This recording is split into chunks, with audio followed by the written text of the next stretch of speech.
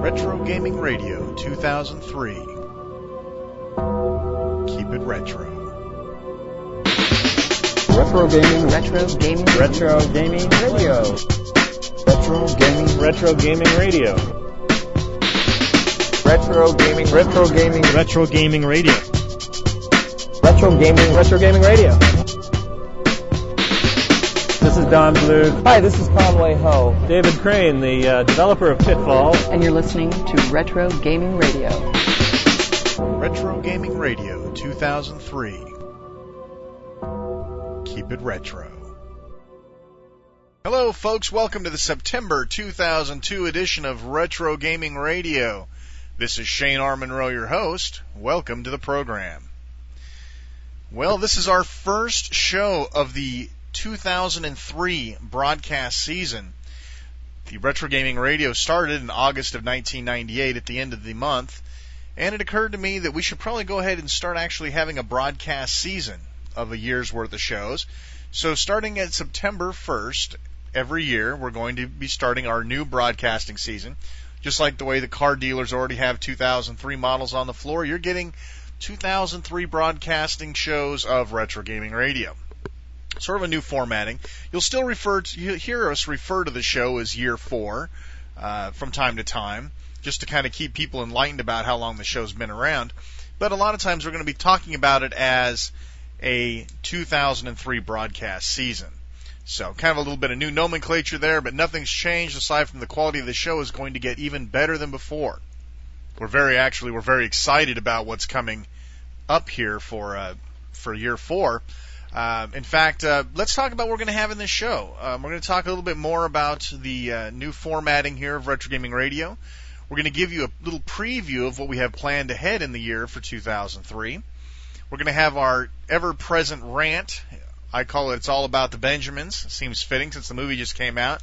And that's what it really is. It's all about the Benjamins. We're going to talk a little bit about big business and how it's about making money, not making quality products for you. We're also going to talk a little bit about what's making news in the classic gaming scene over the last month. We're also going to have, of course, our promised Classic Gaming Expo coverage. And, of course, the long-awaited, ever-tooted, heavily promised David Crane interview.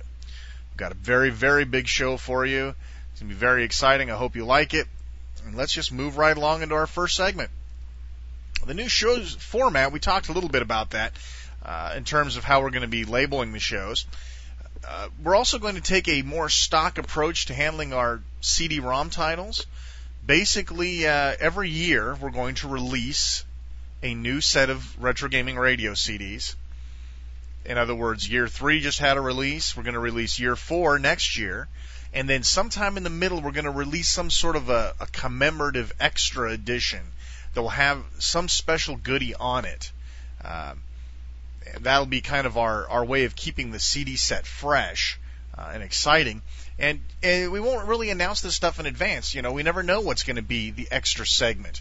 For those of you who have bought the year previous CD set, hopefully we'll be able to get you that content in a downloadable or something to that effect so you can enjoy it too. So we're not really screwing you over.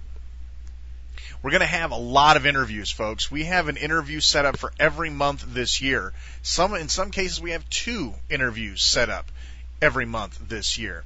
So very exciting, very exciting. We've got big names, folks, and you're going to hear about those later in the interview segment of the show. But we're also going to have more programmer interviews. We actually have interviews set up with some of the big-name emulator programmers. We've got interviews set up with of course, our secret anonymous developer that's going to finally give us the skinny and let us publish it. Plus, we're going to have some more dedicated coverages. A lot of people have written in saying, hey, how about a dedicated Lynx show? How about a dedicated ColecoVision show? Give us the skinny and the dirt on this stuff. We're going to do that. You know, we listen to our listeners, and we're excited about being able to do that for you. We're also going to cover more classic consoles. A lot of you have rattled the chain and said, hey, how come we don't get any Nintendo coverage? How come we don't get any Super Nintendo coverage? How come there's no Genesis coverage? You know, you talk about the C64 and the Amiga all the time and the ColecoVision, but we never get coverage of any of the other stuff. Well, we have heard your pleas, and Brian and myself are going to work out a telecommuting methodology where he and I together can review some of these classics for you. And since Brian is a Nintendo whore from old school days, he's going to want to review some Nintendo and Super Nintendo stuff, and I will be the voice of reason on those interviews.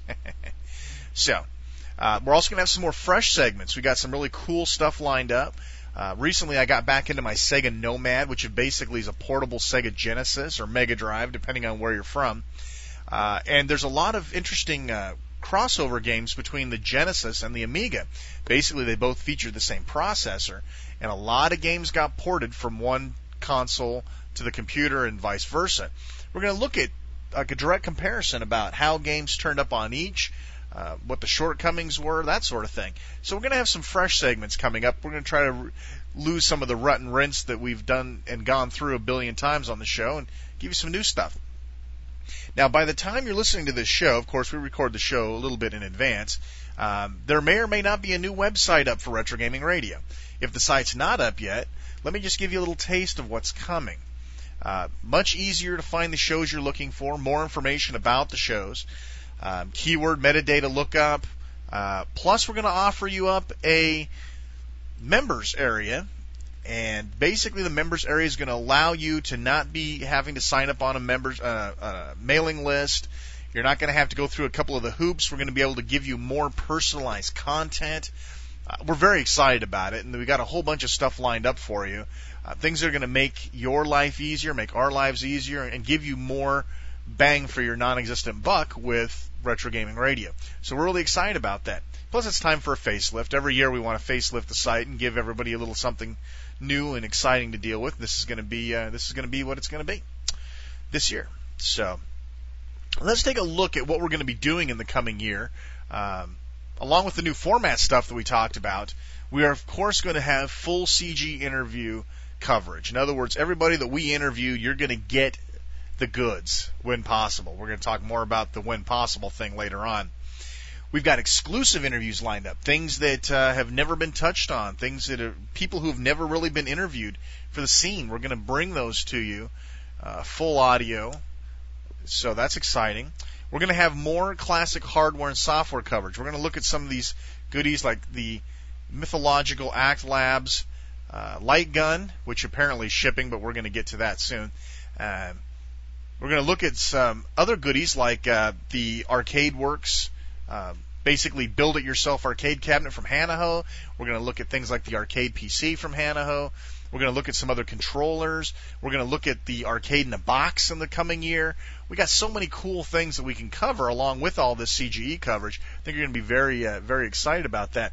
And we are working on trying to get to some of the other shows, like the California Extreme and some of the other shows. But you got to understand, folks, we don't make a dime off of this show.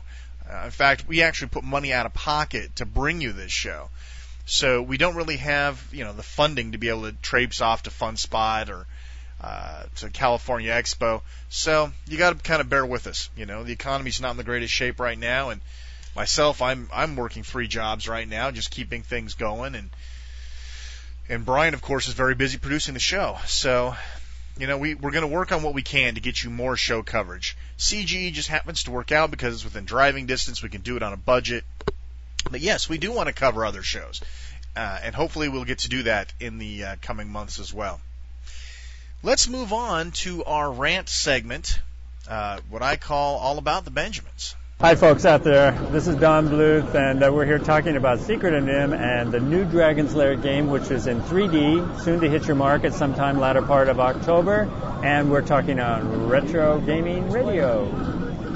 One of the things that we learned at the Classic Gaming Expo this year really wasn't a learning experience per se, rather an affirmation of our beliefs that basically gaming now is all about money.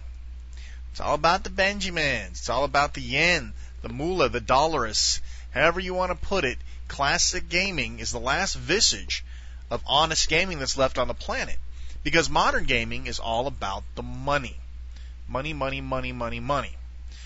Now, I'd like to say that in the classic gaming days, and you'll hear a lot of this in the interviews that we talked to with David Crane and Gary Kitchen, it was a very, very different style of developing video games.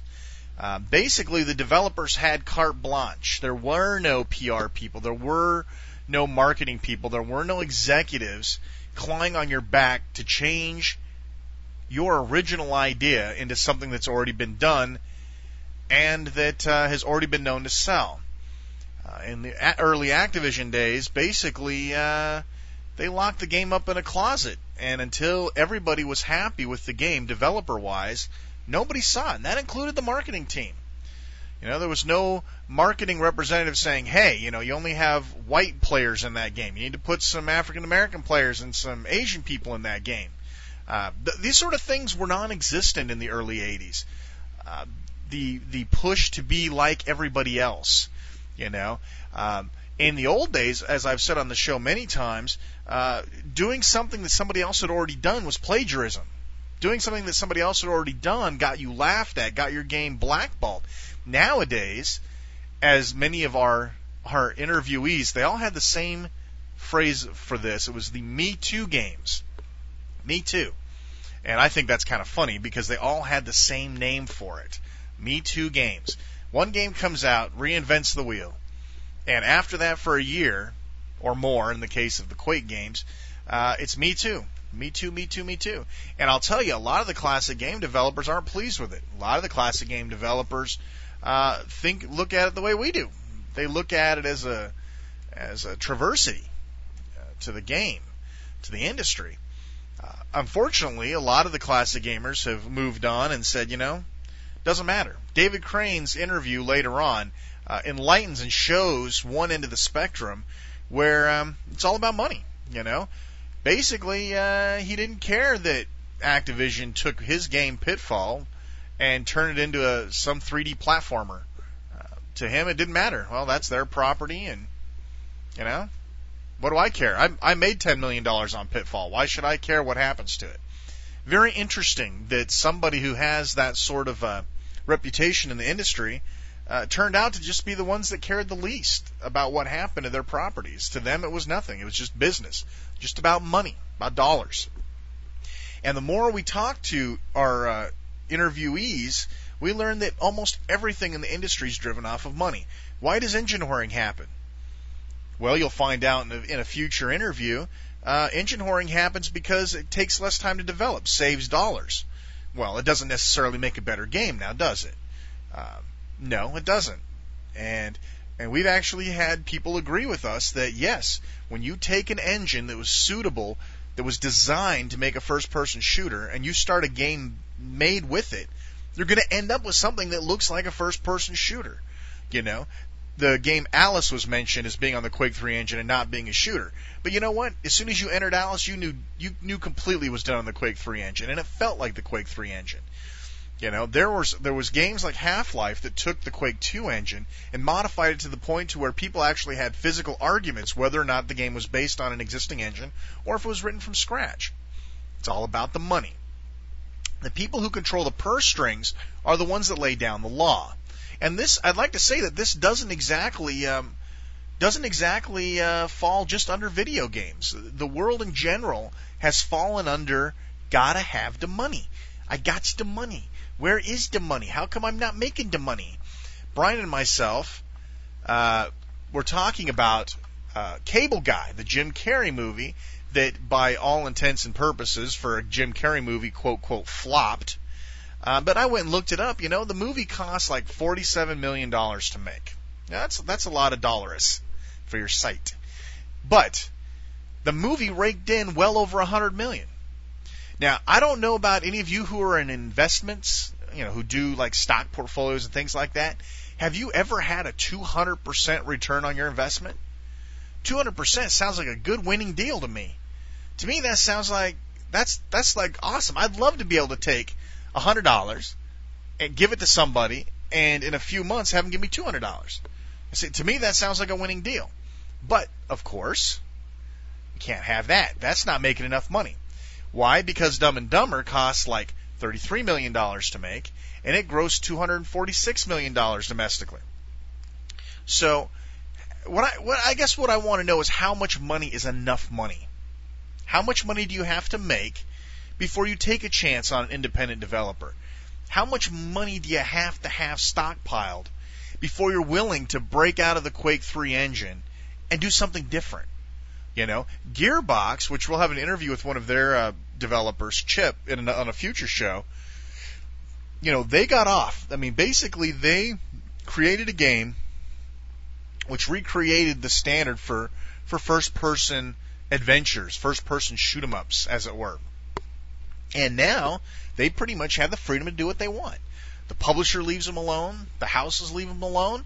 Basically, you know, they're free and clear to make what they're going to make because they have a tried and true track record of bringing in big dollars. Now, as we were talking to Chip about it, as it would stand, all it takes is one slip. You can create 7 brilliant video games in a row, spanning, you know, tens of millions of dollars, and one fall, and you're back in the sewer. You know, and that's really sad. You know, it's really sad to me that it all has to be about money. Let's look at some other big companies while we're at it, since this is sort of an open-ended segment here. Let's look at companies like Microsoft. Now, Microsoft is interested in making dollars. Now, if they happen to make a decent operating system like XP every now and then, once it's properly hobbled, and get rid of all that AOL crap that's in it, if they manage to create something that works out, cool. But in all reality, it's about money. It's about money. They're not necessarily interested in helping their fellow man. Now, am I saying there's not a developer at Microsoft that says, you know, I'd like to make this operating system better. I'd like to bring my expertise to the table. I would like to actually rewrite this batch of code so it's faster, takes less memory, runs quicker, you know, runs on a slower machine. I'd like to do that. That's not the guy that's producing the content that ends up in your version of Windows. That guy goes to a meeting and says, hey, you know, I've got a great idea about this. And they said, yeah, well, how about you submit it in writing? We'll look it over. Well, you know where that's going to go.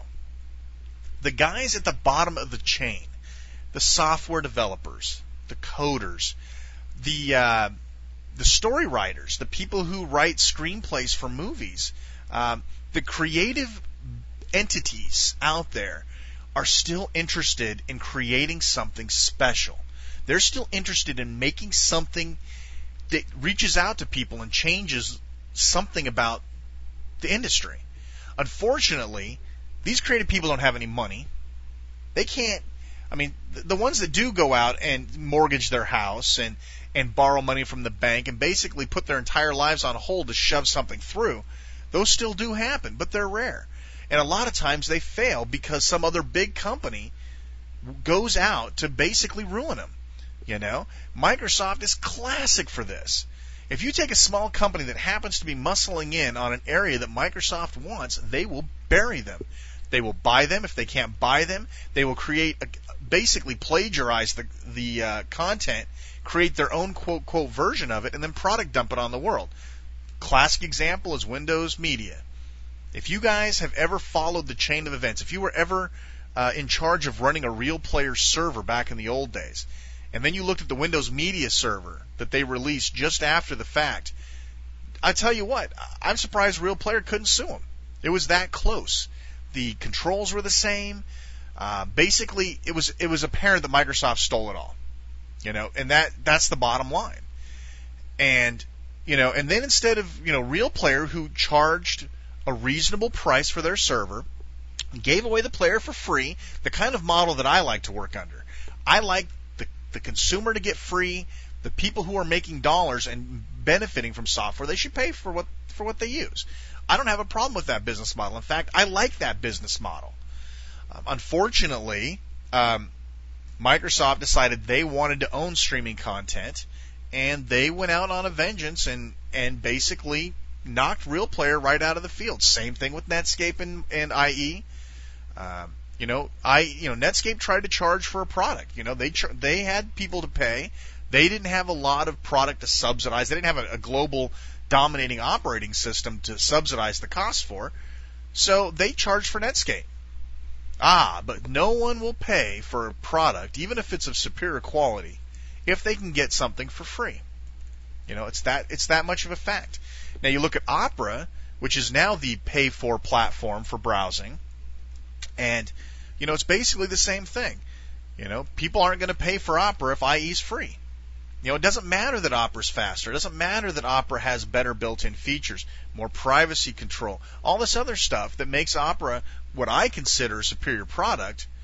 That doesn't matter. As long as Microsoft owns the desktop, as long as Microsoft can push whatever software they happen to feel like monopolizing at the time, they'll own any market that they go after, and that's really, really sad.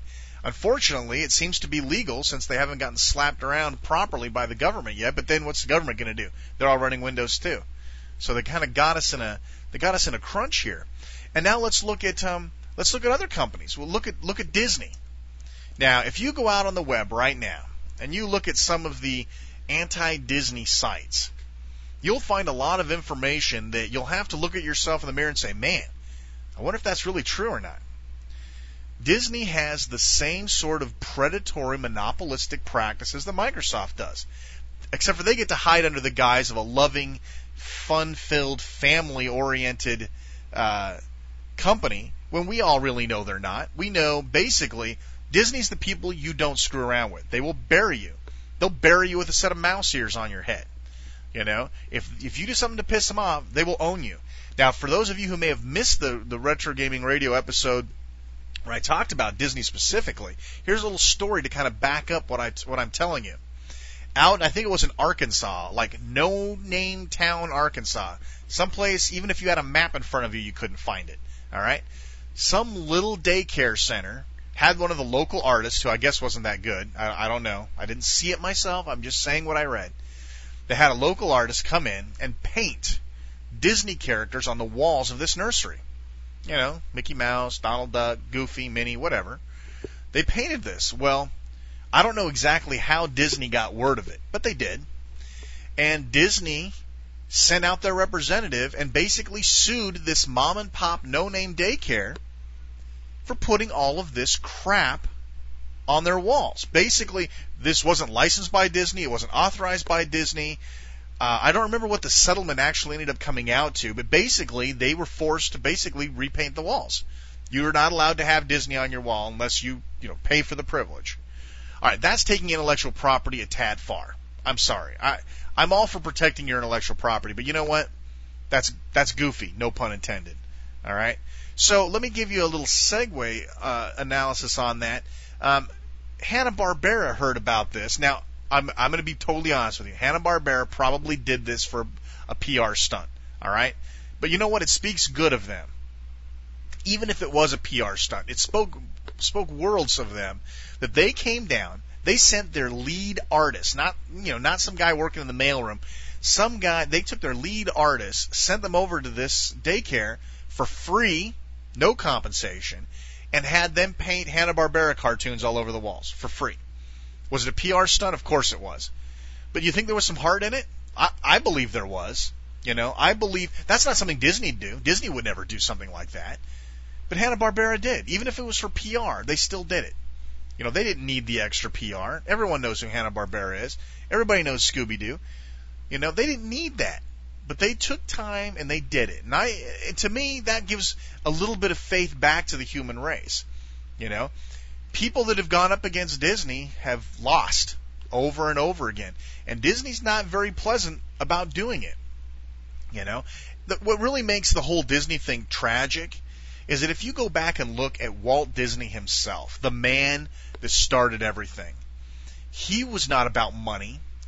At the low point in his life, he had like $2 in his wallet. He had like 2 pieces of cheese. And he lived like in a shack, right? This guy was inspired by seeing a mouse that he fed his last cheese to.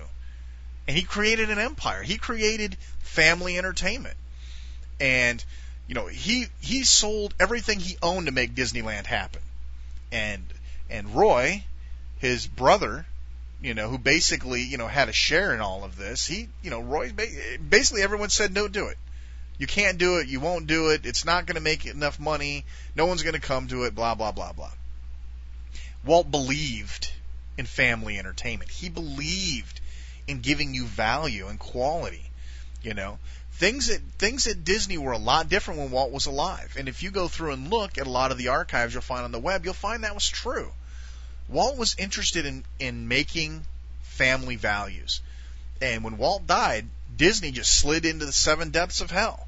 Then it became about money. Then it became suing daycare centers. Then it became, basically banning everything that said the word Mickey on it. It became a tragedy, and that's why, animation, if you look back in the old school days of Disney animation, I mean, they really did make masterpieces. They call them Disney masterpieces, and they were.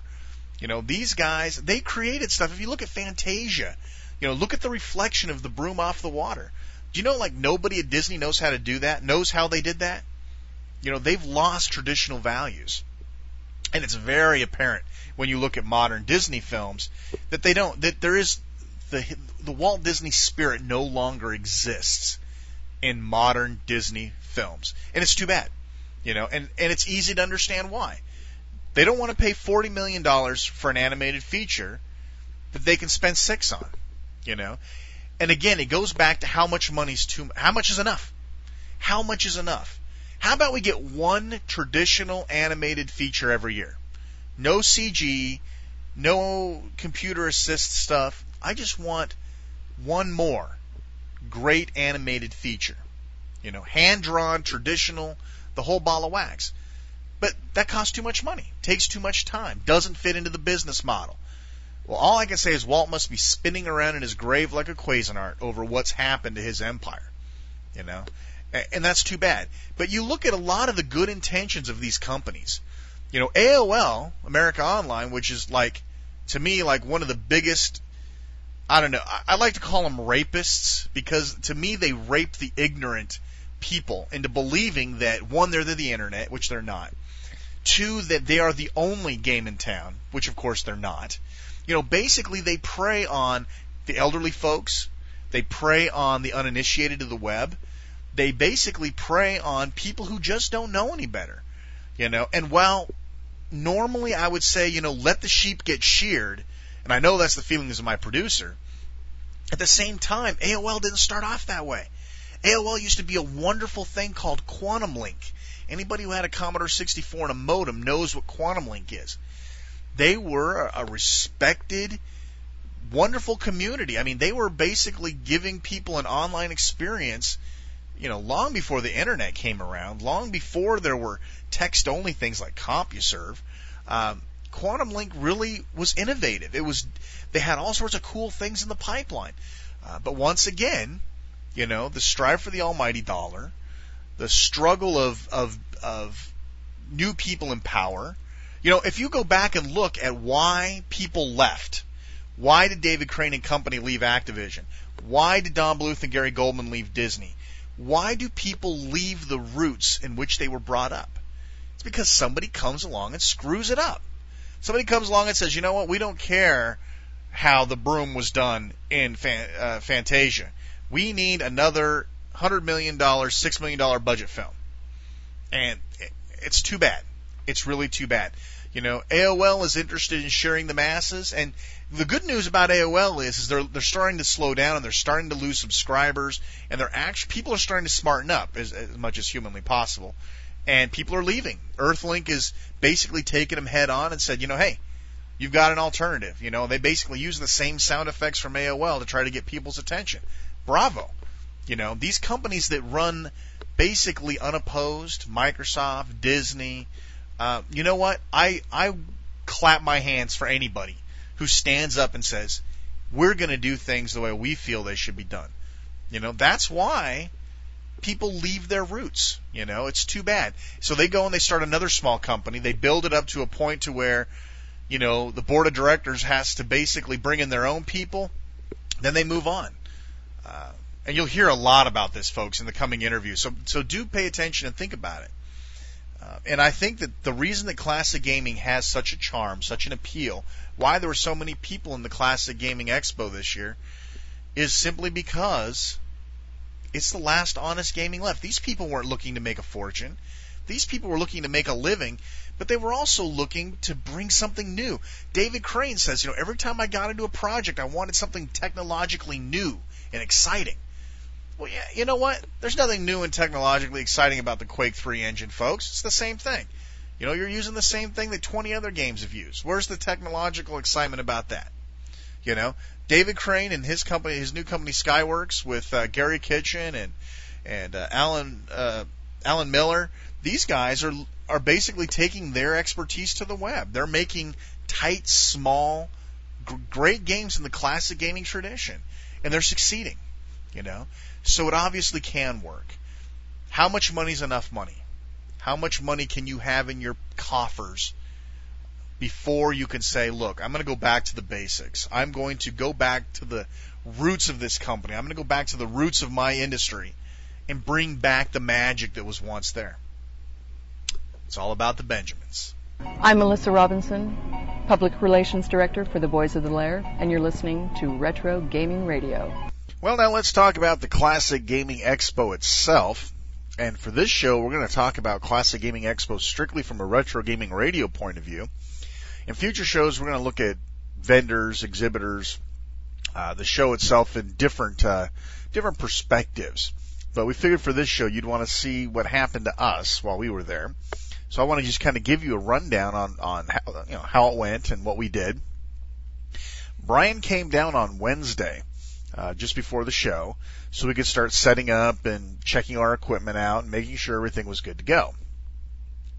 We actually went out and bought some hardware, a mixer, and some other stuff. I mean, folks, this is a garage show. There's no two ways about it, but, you know, sometimes the garage equipment just isn't quite enough. You got to go out and spend some money and, you know, get the stuff that you need. So we went out and we got some stuff. We brought it all back and we set it up. We checked it out, and everything turned out pretty good. We had to swap computers around a little bit. That's a save for a whole nother show. But basically, we spent most of the 2 days in between setting up for the show and packing. You know, of course, we went to Castles and Coasters, which you've heard me talk about at other shows. And we went to GameWorks, you know, the stuff that you do when your friend comes into town. We took off Friday morning about 10 a.m., 10:30 a.m. It's a 5-hour drive or so for us from Phoenix to Vegas. Of course, we went in the caravan style again this year. Ron Corcoran and his family in one car, myself and my producer Brian Smith and the guy from ArcadeRestoration.com, Brian King. We all went in the other car. We were just totally loaded up. I mean, we had monitors and Dreamcasts and controllers and everything else under the sun to drag with us. We got into Vegas without getting pulled over this time. And for those of you who don't know what the story behind that is, check out our coverage of last year's show. So we showed up, and we realized, first of all, we found out that Brian King got screwed out of his room. I'm going to give you a nickel's worth of free advice, folks. When you call and make a reservation at the plaza, and you have something special like non-smoking room, or I want to be next to this person or near this person, do yourself a favor, and about a week after you place the reservations, call them back and make sure they got it right. Poor Brian got completely screwed. I think the best compensation he got was like a half night free. Generosity to no end. But suffice to say, if you're going to do that, you definitely want to double check and confirm your reservations. So the first mistake that we made, of many, throughout the show, was we had all of our equipment sent up to our room. Now, those of you who have ever been around a big hotel knows that basically, unless there's a bellboy attached to it, there's no carts or any other way for you to get crap from your car to your room or from your room to wherever you want it to go. So we ended up paying the bellboys a significant sum of cash to cart our crap around many different times, which kind of sucked. But you know, what can you do? It's just part of the atmosphere. Anyway, we realized that while we had our banner and everything, we weren't really equipped to tie it up. We didn't really look at the show last year from we're going to run a booth next year perspective. That kind of came later. So we didn't really have the stuff that we needed to hang our banner, and we got in there and there was wood shavings all over our floor, blah, blah, blah. But the CGE guys were really cool. They let us borrow whatever we needed. We got other vendors let us borrow a hand cart to wheel the X arcade controllers in from storage where they were being held into our booth. So everybody was really cool. And that kind of surprised me a little bit. I mean, we're all, classic gaming whores, but this is business, and, in business, not necessarily everything's not the same as it is when you're, passing around the 2600 joystick, so to speak. Saturday morning, usually we have the obligatory breakfast with the caravan. And, Saturday morning we just plain didn't feel like it. So we spent an extra hour in bed. So basically, let's look over our interview schedule and let you know exactly what we did each day, so we weren't just sitting on our butts soaking up the atmosphere. On Saturday, we had the Activision boys, which is Alan Miller, Gary Kitchen, and David Crane. We got them early. They were supposed to be like at noon. They turned out that they wanted to come over at like 9 or 9:30. So that was our first schedule alteration. And they pretty much came in that order, Alan, Gary, and then David. And David gave us an incredible amount of time. The other guys did too. You just don't think of somebody, quote, important, quote, like David Crane would have enough time in his schedule at a classic gaming show to basically, whip off an hour and a half interview. But he did. Of course, once we cleared the Activision guys, we thought, hey, we've got a few hours now, because we got done with them, I think, around 1:30. And then we had until 4 before the Dragon's Lair folks were going to be ready. Well, Melissa Robinson trotted on over and said, hey, would you like to do them now? This was like at 2. It's like, well, yeah, obviously, she's like, we want to get them home, send them home. And it's like, well, we're flexible. Let's do it. So we got Rick Dyer over first, then Don Bluth, then Gary Goldman. And some interesting side notes on all of these, along with the David Crane side note that he gave us a lot of time. I don't talk a lot about David Crane and the Activision boys because you're going to hear their interviews soon. But the Bluth group stuff you're not going to hear for a little while. Rick came over, and it's funny, every single one of these guys came over to the booth like we were going to sit down and we had the top 10 questions asked about Pitfall or the top 10 Dragon's Lair questions. And when they came over and we sat them down, they clipped a microphone on their shirt and said, we're not going to ask you a bunch of canned questions. We don't even have a list. We're just going to sit here and rap with you. We're going to sit here and parlay with you. And, feel free to say whatever you want. This is not necessarily a politically correct show. If you want to air some dirty laundry, by all means, feel free. Our listeners will love it. We sat him down, and Rick Dyer, he's kind of a rigid guy until he loosens up a little bit and you kind of get to know him. But as it turned out, by the time the interview was over with, he was just kicking it with the boys. He took us over and let us see Dragon's Lair 3D and the whole ball of wax. It was neat. It was neat stuff. Then we had Don Bluth come over, and of course, we're going to have a nice, big, long interview with him for the show. I know we've been promising forever, but Don's a very busy man, and he's still a very busy man. But we have actually the original interview we got at CGE, and he's agreed to give us an extended interview in his studios, so we're going to get the full meal deal. The funny story with Don is the damn PA system. Every time Don would get ready to answer a question, and folks, we got Don for like 15 minutes at most. Melissa kept coming over and giving us this hand signal, like, come on, wrap it up. It's like, these guys got to go to lunch, so let's wrap it up. So I was beginning to think Melissa didn't like us anymore, Basically, she was trying to get Don away from us. So basically, the PA system, every time Don would open his mouth, it was just like I'd ask a question, Don would open his mouth, and there'd be an announcement.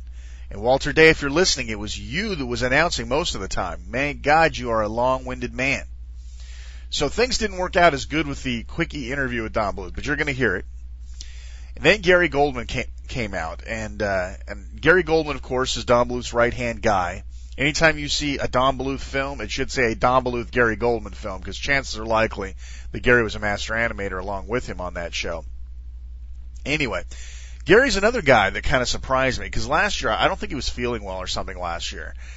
I got the impression that, we were kind of bugging him, last year. He tended to forget who I was when I called back to the studios and stuff like that.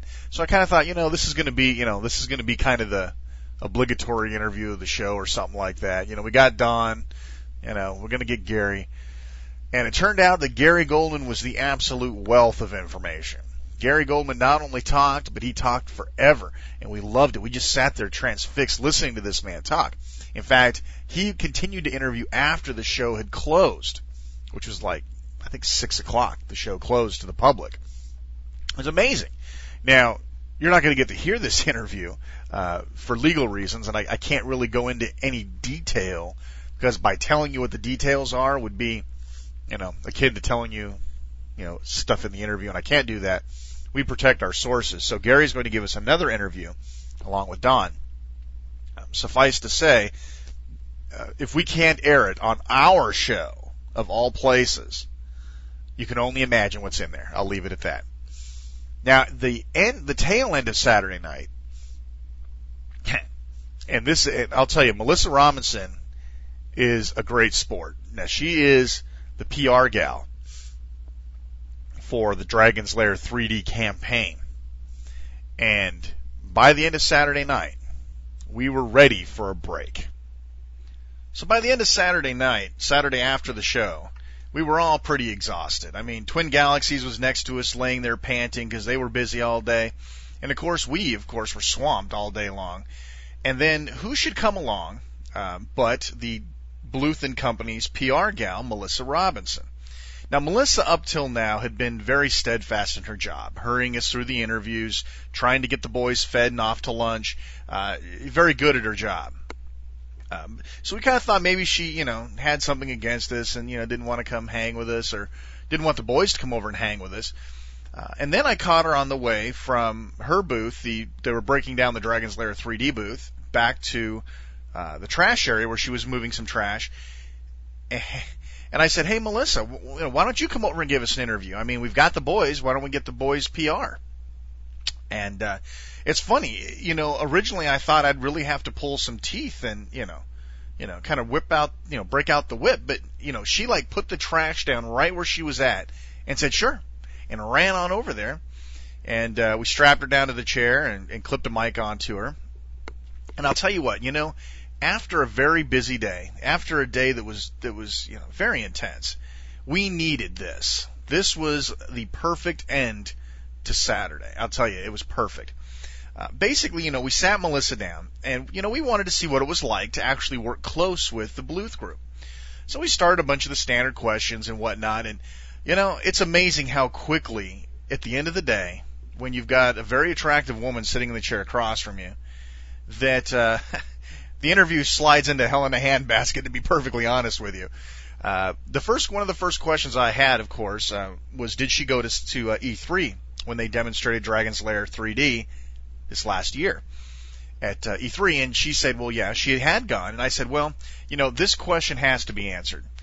I basically said, did anybody hit on you thinking you were a booth babe? Because now look, I got to give you a little visual here. Okay. Melissa Robinson is probably about 5'8"-ish, fairly tall, very attractive, blonde, long blonde hair. Basically, she's out of LA, so just paint yourself the standard LA attractive female picture, and you probably got a good picture of her. Anyway, and she was wearing this nice black dress. It was a black outfit. It was very flattering to her. That's the word I was looking for. Very flattering to her. Anyway, so, I asked her, I said, did you get anybody who asked you if you were a booth babe? And she gave us a pretty funny answer, and which you'll hear in an interview in the future with Melissa Robinson, because it's definitely the interview you want to hear. Yeah, everybody wants to hear David Crane, but everybody's going to want to hear this too, because this is just way too funny. At one time, I told her that we ran the show like the Howard Stern show, and before too long, I was going to have her take her top off. And so Brian, it's so funny that the second I said take your top off, Brian was reaching for his camera. It's way too funny. But she actually, she was a very good sport, which amazed me. I didn't think she was going to be as good of a sport as she was. She kicked back and really told us the way things were. And in fact, at one point in time, she actually had to ask us if we were going to ask her any real questions. That's how good the interview was. The top taking off thing was just sort of the beginning, the beginning of the slide into hell, because that's the kind of guys that we are. Anyway, her daughter came over, Elizabeth, by the way, if I didn't mention it earlier in the show. And she came over and talked to her. And she's a real cute little girl. And of course, Brian starts opening up on her. It's so funny. You'll hear that in the interview too. And I'm like, dude, come on. She's a kid. Leave her alone. We can wrap her mother in cellophane, but we can't, lay off her kid. And overall, everything was really great. And we saw Melissa a couple more times throughout the show. She was really a good sport. We really appreciate having her come over and hook us up. And like I said, it was very lighthearted. It was very fun. And it's one of the interviews we actually get to let you hear all of it for the most part. I don't think anything gets cut out of there. But you'll definitely want to tune in because we're going to have an interview with Melissa on a future show. And Melissa, we want to just thank you for tuning in with us and hanging out with us because it was a lot of fun. Hopefully we'll see you in the future in Phoenix when you come visit the Boys of the Lair. After we were done with Melissa, and Melissa was such a great sport, we went ahead and closed up shop for Saturday. On Sunday, we got to meet the Daphne folks. That'd be Matt Ownby and Chip from Gearbox, who also works on the Daphne emulator, which is, of course, for those of you who may have been under a rock, that is the Dragon's Lair emulator for the PC. And frankly, the only way to play it right. We talked to Conway of Hanaho. Conway's a great guy, and you're going to hear his interview. Guy's always got a smile on his face. That's what I like about him. And let's see, some other people that we interviewed randomly throughout the show were great folks like Todd Rogers, Walter Day, Ron Corcoran, R.W. Blevins from oldergames.com, Michael Thomason, and we got a couple of others. Needless to say, we've got a full show for a while. Now, let's talk about what we actually did. Now, of course, not the entire time we were there we were interviewing, although we should have been. We might have been able to get everybody. After the show on Saturday, they basically left the show open for vendors and exhibitors. Because, we've been busy all day. We don't get a chance to go around and see the show ourselves. Now, in our case, we were still interviewing. And let me tell you, by the time we were done interviewing, we didn't have any desire to walk around the show and shake and hug vendors' hands. We wanted to go and get something to eat. We wanted to go and crash somewhere. So Saturday night, by tradition, the entire caravan group goes to this big buffet, and we gorge ourselves silly, and then we go back to the hotel. Well, if you've been to this Main Street buffet at night, on the weekends, you'll know that this place is packed. And basically, we ended up, by the time we got there, by the time we got in to start eating, it was 9:30. It was like an hour and 10 minutes in line to wait to get into this buffet. So that should tell you how busy and popular it was. Great buffet. I recommend it. Just go early. Avoid the rush. Pretty much after we got back from the buffet, we went upstairs, went back to the hotel room, kind of, looked over what we had for the day and just kind of kicked back and relaxed. We really needed it. Sunday morning, usually we also have breakfast with the caravan, but once again, we thought about declining, but we ended up rolling out of bed in time to go hook up, and we had breakfast in the Plaza's illustrious diner. Actually, the food's pretty good for a hotel diner. That's kind of surprising. I was surprised last year, too. Basically, we had breakfast, and we hauled our butts back in and reset up for the day and got started interviewing yet again. Sunday, after the show, basically it was breakdown. We tore the booth apart and packed up. Once again, the bellhops got fat off some of our traffic, and we drove home. Again, with no incident. And once we got back here, Brian wasn't scheduled to go out till Tuesday, so we had time to try to cut some teasers for this show that you're listening to right now, and basically go over what we had. Well, the first thing we did is we backed up all the interviews, which, by the way, was about 6 gigs of audio, to CD, and make sure that we had extra copies. We're not stupid. And basically just sat down and talked about the show, how we were going to approach the year. And it was good. I mean, let's put it this way, it was one of the busiest weekends I've ever had in terms of just sheer volume of crap to do. But at the same time, it was good. Yeah, I'm sure you understand that. We didn't get a chance to see and meet a lot of our listeners, and I'm sorry about that. We will not have the problems this year that we did, or next year that we had this year. Things that kept us from talking to our fans and stuff. We did get to meet some of you, and that was really cool. And I'm sorry we didn't get to see more of you. But next year we're going to definitely hold out and have, distinct visitor times, so that we can tell our interviews, hey, look, this is a time that we got to have for our fans. So you've scheduled us to be with us at 2, let's do it at 2. Hopefully we can work that out. Because I felt bad. But now, you're probably sick of hearing about CGE. You're probably ready to hear about the David Crane interview. And the David Crane interview, all right, first of all, maybe there's somebody out there who doesn't know who David Crane is. Basically, David Crane is one of the most successful designers of entertainment software in the world. Basically, almost everything he's written has won awards. Now, what has he made that you've probably heard? Well, of course, Pitfall. Pitfall, the granddaddy of video games. Ghostbusters, which, by the way, is one of my favorite C64 games.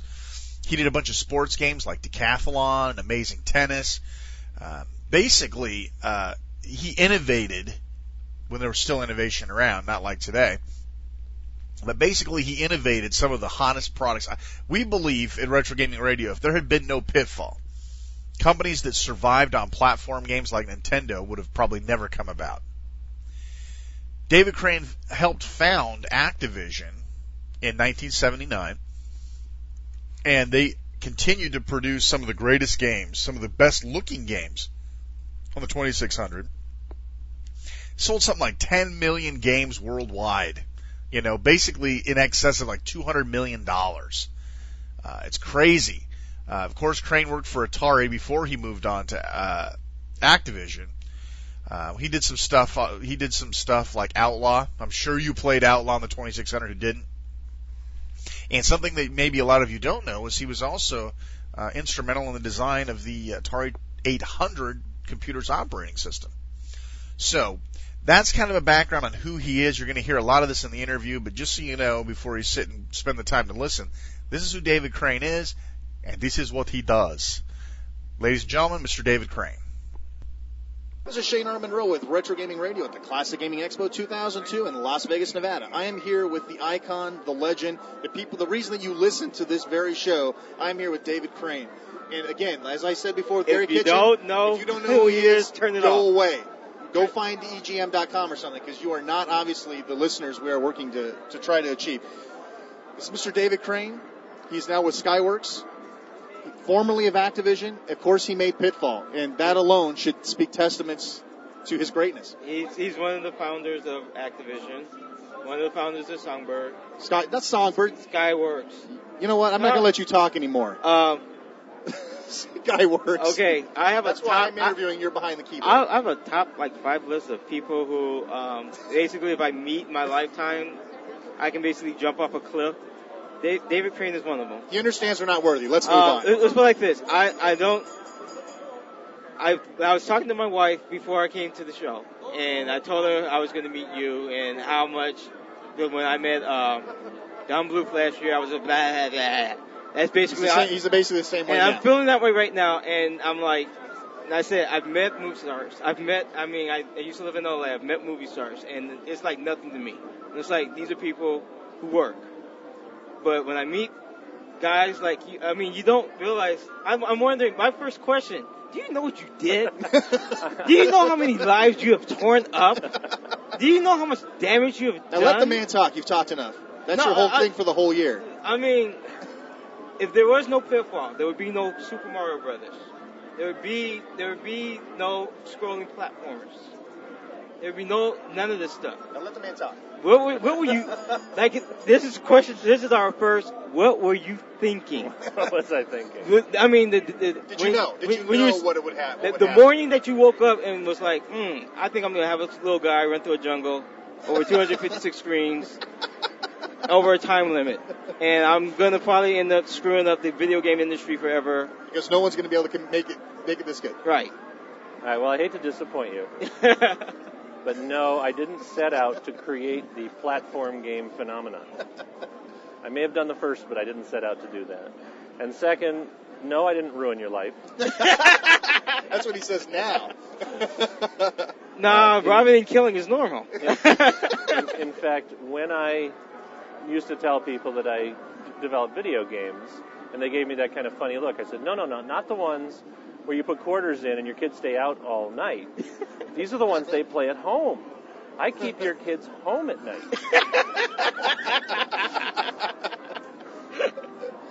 It's classic. But the development of Pitfall was really a lot simpler.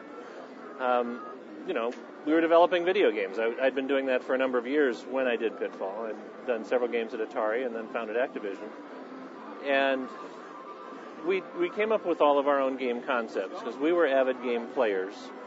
And it was long before the time where you would do market research to find out what kind of games do people want to play, and which is something that really never worked because they can't think of the next type of game. If you ask somebody what kind of games do you like, you'd end up doing the same types of games that they're playing now. Is that what's already happening?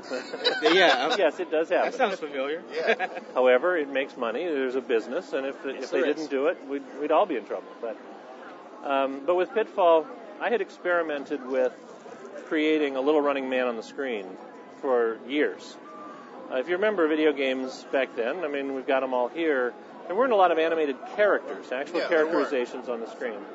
And I had figured out a way to make one look pretty good running around. And started a game. It didn't go anywhere, and then I'd start a game with it and again and do a game in between. So after I finish a game, I would sit down and say, well, what am I going to do next? And at the time of Pitfall, I finally sat down with a blank sheet of paper and I said, I'm going to use this little running man, somehow. I'm finally going to put this little running man in a game.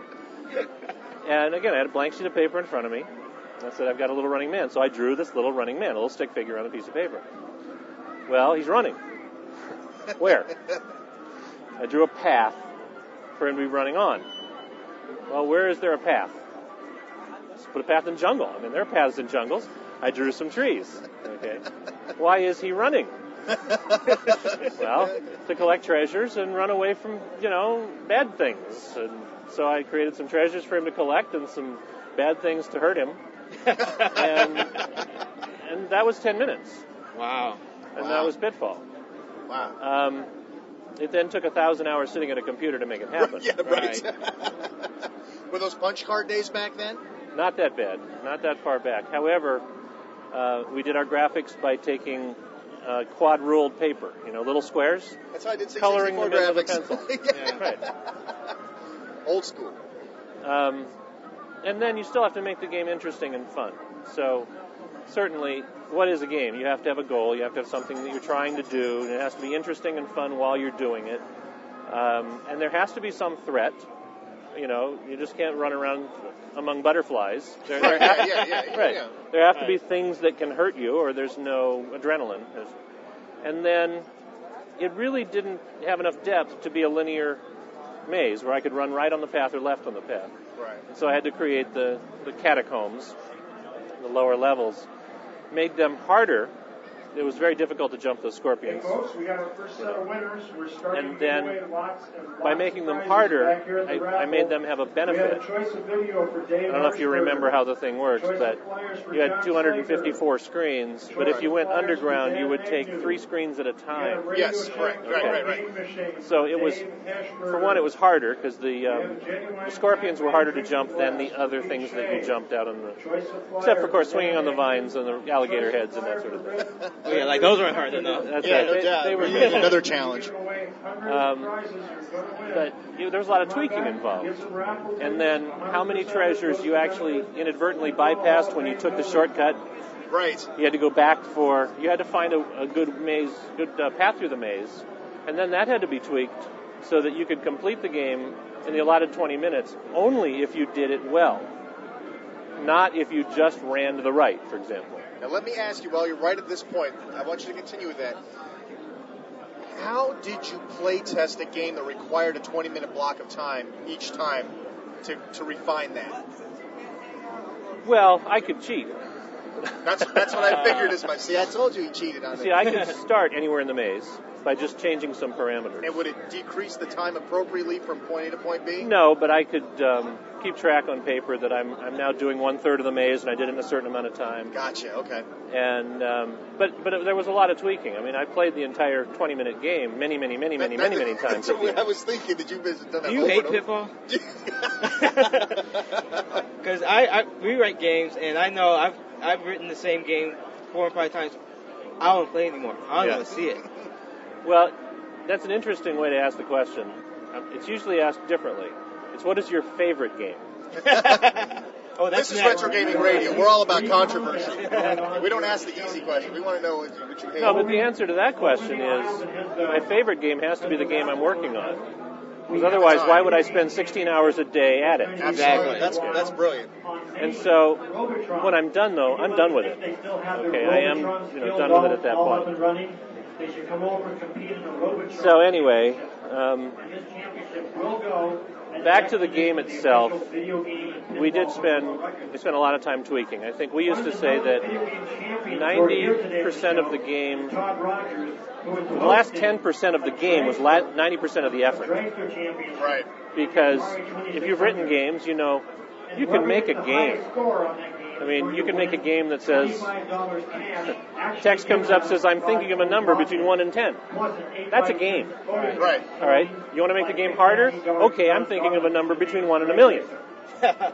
Now, that made the game harder. Exactly. Did that make it more fun? Might have made it even less fun. That's right. Sure. So, you have to tweak things that make it hard versus things that make it fun versus things that make it challenging. And at the time, we also had very limited memory. You know, these games were done in 4K bytes of ROM. Oh, yeah, absolutely. And so there would be a feature that might make it much more fun, but put it over the size of a cartridge. And you couldn't just say, fine, make it bigger. It was a fixed limit. Those ROMs didn't get any bigger. Exactly. It's got to fit. Right. So there was just a lot of tweaking. So while you were asking the question, did I play the 20-minute game over and over and over again? Certainly did at the end when I was trying to get a feel for the tweaking. But I would tweak each individual element. Plus, if you look closely, if you start the game of Pitfall, you don't need a manual to play it. Right. It's pretty obvious. You push it to the right, it goes to the right. Push it to the left, it goes to the left. Well, you've learned step 1 about what you need to know to play Pitfall. Then you go across, you go to the edge of the screen. What happens if I move a little farther? You've learned, okay, it's screen-to-screen game. You didn't have to have a manual for that. And then all of a sudden you've come to, I don't remember what the first obstacle was, but I put the obstacles in a certain order at the beginning of the game so that you had to learn the skills that you needed to play the whole game one at a time. Trainer mode, sure. Exactly. It's something of a trainer mode. And so that was part of the tweaking as well. I did feel sorry for the newcomer who had never played the game All these before. contests are, of course, free admission. Just come and sign up. That's where you ruined my life comes in, because you're going, oh my, 24 hours later, oh my, I'm not getting anywhere and I can't stop playing. I'm completely addicted. So you basically play tested each individual thing. You actually tweaked it over and over again. And how long did Pitfall take you, start to finish, for going gold, so to speak? In development, how long did it take? Yeah, roughly from the time you sat down and started writing the game, after you had it conceptually figured out, started writing it until it started getting burned to firmware. It was about 1,000 hours. It was over about 9 months. Wow, that's one game. Okay, let's talk about technical challenges, because Activision in the beginning, let's be honest, all through it until the other developers started catching up, Activision set new standards for what a 2600 games look like. They look like Pong games with a couple of different colored boxes. Activision completely changed that. I mean, the graphics are so much cleaner. They were better drawn. They were better animated. They looked better. You could plug in any other Atari game at the time, plug an Activision game in. They looked like two different video game systems. They were that much different. How'd you do it? What was the trick? Well, I wouldn't say there's a trick. Part of it was our backgrounds were primarily from engineering rather than computer science. Now, remember, you didn't go to university for video game design Right. back then. There are actually universities for video game design now, but at the time, we were all coming from different fields. Electronic engineering was the best because you understood how the machine worked. If I knew what was going on inside that chip, I could make it do things that the designer didn't intend, and in fact, that's what we were doing. We had very good relationships with the chip designers of the day, and they would walk by and look at, went back when we were at Atari, near the end, we were already doing things that it had not been envisioned. The reason the 2600 was made cartridge programmable was so that it could do tank and Pong in 2 separate cartridges. And that was it, yeah. I mean, that was basically why they made it cartridge programmable. And it was serendipitous because if you think about it, well, to explain a little bit of why that is, silicon was very expensive back then. Now, right now, a chip with 10 million transistors on it is not all that expensive, but the silicon for the graphics display chip that was in the 2600, they had to tweak it. If they saved 1/1000th of an inch in its size, they saved a lot of money. So what they tended to do is, if you could do something in software that would otherwise take up chip space in the hardware, take it out of the chip and have the software do it. Totally cost-cutting. That was the only reason it was done that way. Interesting. If the software could do it, let the software do it. Well, the serendipitous benefit was it's the software that's the part that's removed. All right, so instead of putting features in the hardware that you only buy once, Right. and limiting what the machine can do, the more capability that the software has in manipulating the hardware, that's great because it's the software that you unplug and put in a new one. So with every game that we used, or that we made, it could use the hardware in a different way and make it do different things. And that was the greatest thrill that we got, was sitting down with the 2600 and figuring out a new way to do something different. And that's where a lot of those things that you see came from. There was a time when you had a left and a right score at the top and some objects on the screen. The left-right score could be 2 digits. Right. All right, then we developed the ability to do 4-digit scores. Then we actually used the 4-digit score method, used graphics instead of numbers, and could do something like the drag racer. All right, and we just went on and on and on with building upon these little techniques that we were doing. Coupled with that, we all had pretty good artistic eye. It was very common in an Atari game to use lavender and fuchsia and some of these colors that the 2600... Yeah, the blues. Yeah, the 2600 was capable of putting out a lot of colors. We looked at them and said, this blue is really nice. Let's not use the purpley blue or the greeny blue. Let's use the blue and the green grass green. Right. And we limited ourselves to some nice colors. I mean, you look at River Raid, you'll see the colors I'm talking about. The water blue, Yes. the grass green. In fact, Carol Shaw, one of the tendencies, she wanted to cycle through all the colors that the 2600 was capable of, each level, so that you would know what level you're in. Right. Which, that's a great thing to do, but not if you're flying over a Martian landscape with green or pink grass, and it looks, we were very critical of how the colors would be. So we had display techniques that nobody else had because we thought of them. We figured them out technically. Then we used better colors. We used a couple other techniques that not a lot of people even know about. This will be a scoop for you.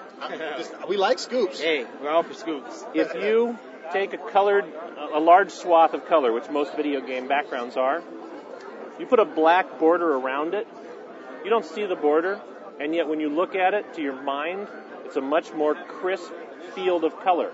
It doesn't blend and it doesn't ooze into the other colors. Right. So you'll see that in Grand Prix.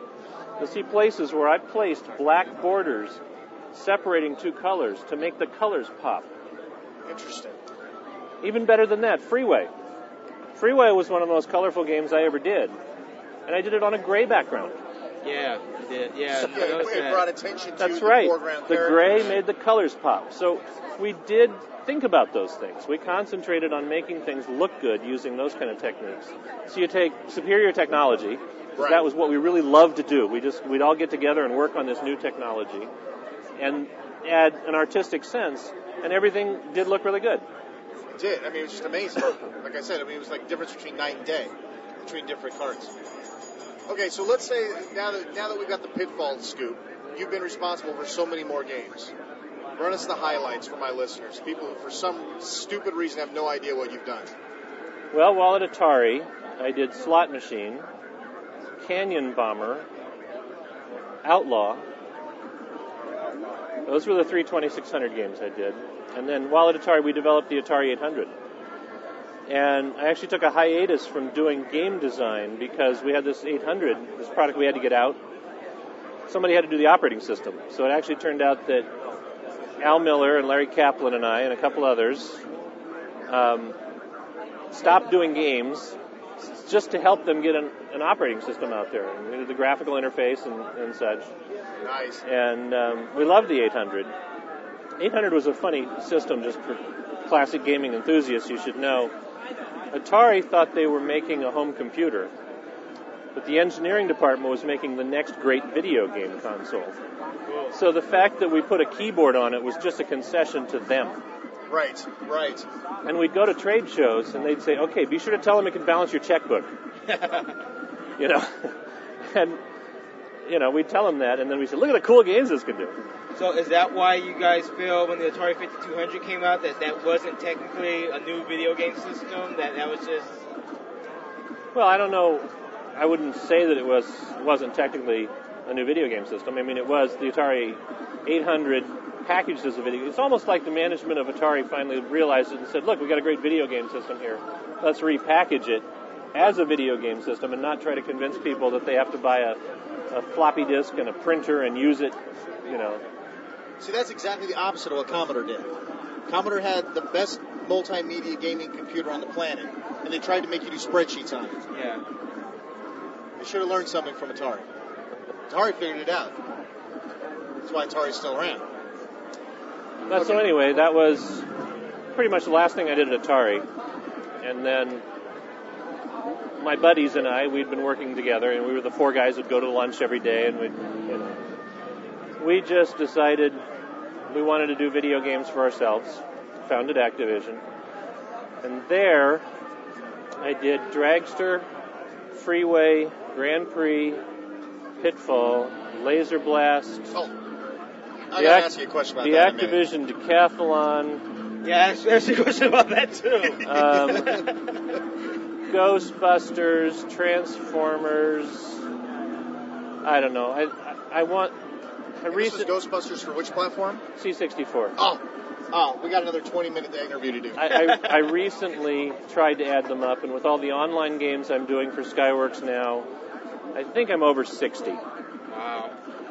And I've been at it for, it's my third decade, I guess, I have to say. And I'll probably do what Charles Schultz did, which is keep doing it for 50 years and then die. Hey, that'll work for us. Okay, let's talk about Laser Blast.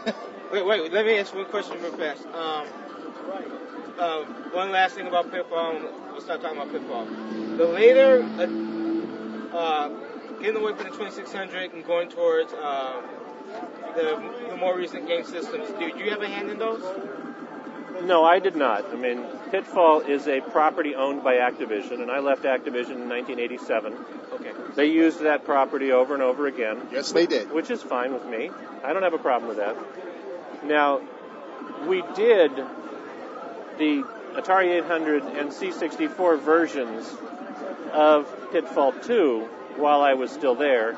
In fact, it was being done in two cubicles next to me by two guys. And the interesting story there was they started at the same time. We decided we would do Pitfall 2 for the Atari 800 and the Commodore 64, so we put two people on it. And the goal was to do the 2600 version, not a different game or modify the game. So really their task was, here's your design document. It's a game. Right. All right, make this game. Now the Commodore 64 and the Atari 800 share the same microprocessor as the Atari 2600, roughly, the 6502 or one of the family of 6502 processors. And so an interesting experiment occurred right then when one guy said, I'm going to use the game, I'm going to set the game up next to me, and I'm going to use it as a template and I'm going to start from scratch, and I'm going to rewrite the code. The other guy said, I'm going to take David Crane's code, 6502 code, and modify it everywhere that it talks to the display of the 2600 or the 2600 joystick. I'm going to make it talk to the Atari 800 joystick, the Atari 800 display.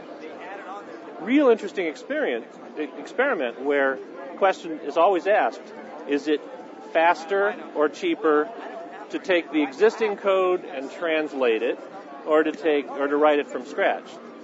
And the answer was they got done at the same time. Interesting. Except the guy who took the finished code, when he was done, it was bug-free. The guy who wrote the code himself had a complete debugging phase to have to go through. Right. So it ended up being more expensive. But we wanted to release them at the same time, so they both had the same schedule. So as a result, while the C64 was being debugged, Mike Lorenzen on the Atari 800 put in an entirely new level. Oops. So he used up his time to do that. And so when you finish Pitfall 2 Atari 800, a door opens to a new room dimension or whatever, and you go off, you have another whole game. Wow. Thanks to that little experiment we decided. That's fascinating. I guess it's calling on the Pitfall, the Mayan Adventure. Do you feel that's more of an abomination of your original creation? You can be honest with us.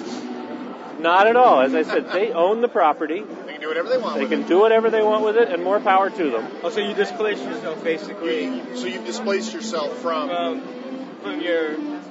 It no longer feels like it's your baby. It's more or less like it's an adult and it's living its own life. And well, that is certainly true, and I'd even say that I didn't feel that way about it when I did it. It was just a game. Come on, guys, these are just games. We have issues. That's why we have this show. That's why we run the show. Other people have issues too. We cater to them. One of our biggest things that we talk about a lot on the show are basically taking a game name, Galaga, not even taking the same game, slapping the name on another package, and trying to sell it off as a Galaga, something to do with Galaga. The classic gamers don't like it because it's nothing like Galaga. The new gamers, they don't know what the hell Galaga was, so what do they care what the name of it is? We have a real problem with that. And as a developer, having your game, what we call Horde, which means remade but lost everything about the original that made it fun, you've completely displaced yourself from that. You don't have feelings one way or another about it? I don't have a problem with it at all. I mean, the example you just gave, if there is such a thing, is there a Galaga game done on the new consoles? Oh, yeah. Galaga Destination Earth. Destination Okay. Earth. It's probably just a failed marketing idea. If the classic gamers aren't going to buy it because of the name, and the other people aren't going to recognize the name, then the name has no value. That just that just flat out doesn't work.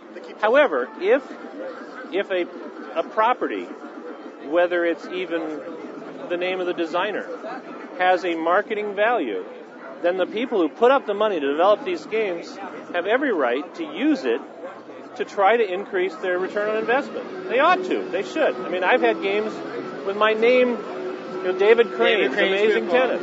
Okay, I've never seen, wasn't David Crane's Pitfall back then, but.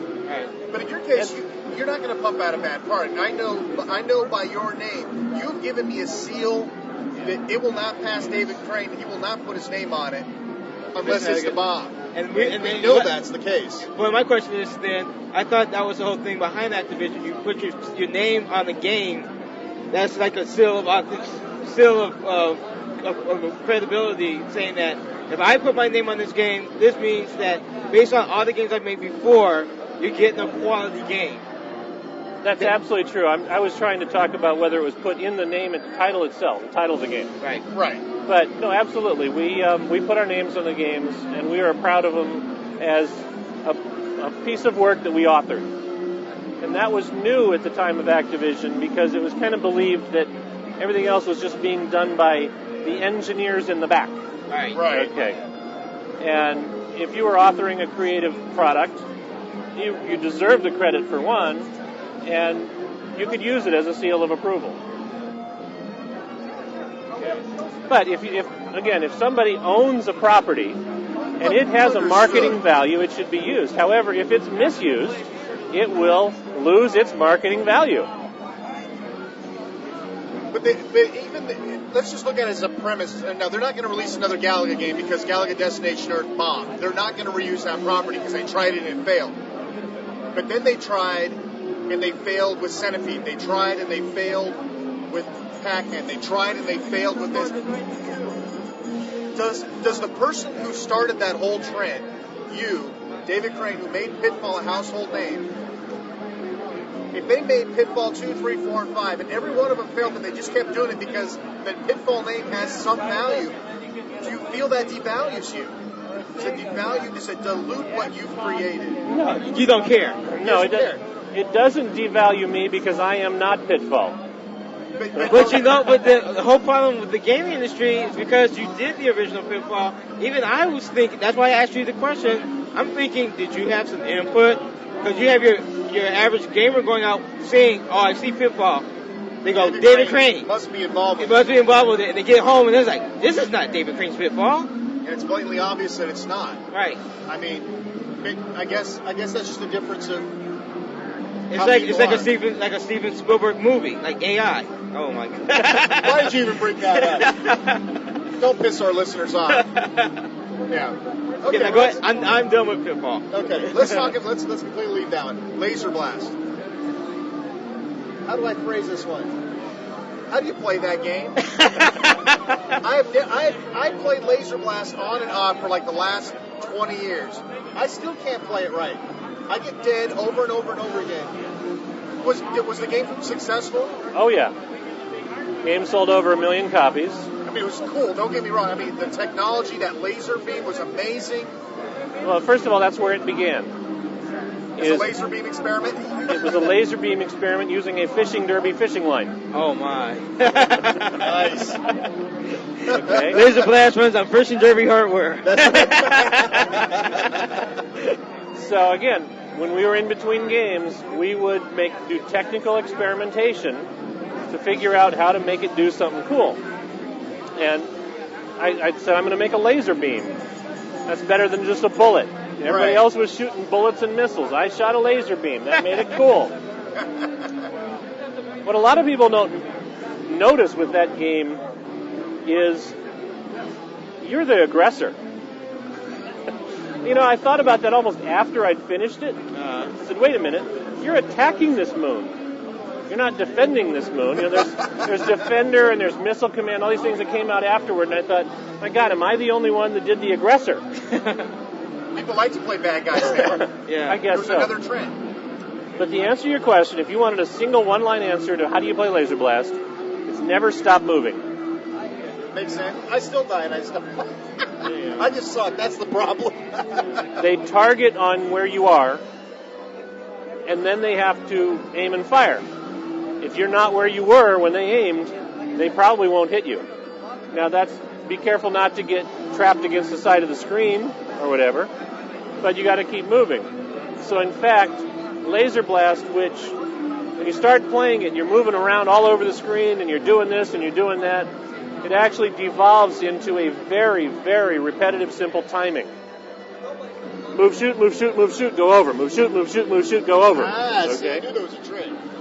And if you play that game in level 1, which is the game in which the bad guys are not as nasty. So I remember level 3 was the nastiest bad guys, but you could play number 1. You could score the patch-winning 1 million points in 5.5 hours of move over, move over, move over, shoot, shoot, shoot, move over, shoot, shoot, shoot, move over. 5.5 hours of that. Does it frustrate you as a developer to find that somebody's discovered a pattern in your game that basically renders it nothing more than a scoreboard? Yeah, we try really hard in our tweaking not to allow that to happen. And that was not a simple pattern. You had to have the timing down. Right. But a lot of people did that, again, for 5.5 hours with their arms falling off on the joystick. The funny thing about that is when you first started playing that game, you would only live for about 12 seconds. That's like 10 seconds longer than I did. Okay. So you'd reach up to hit the reset.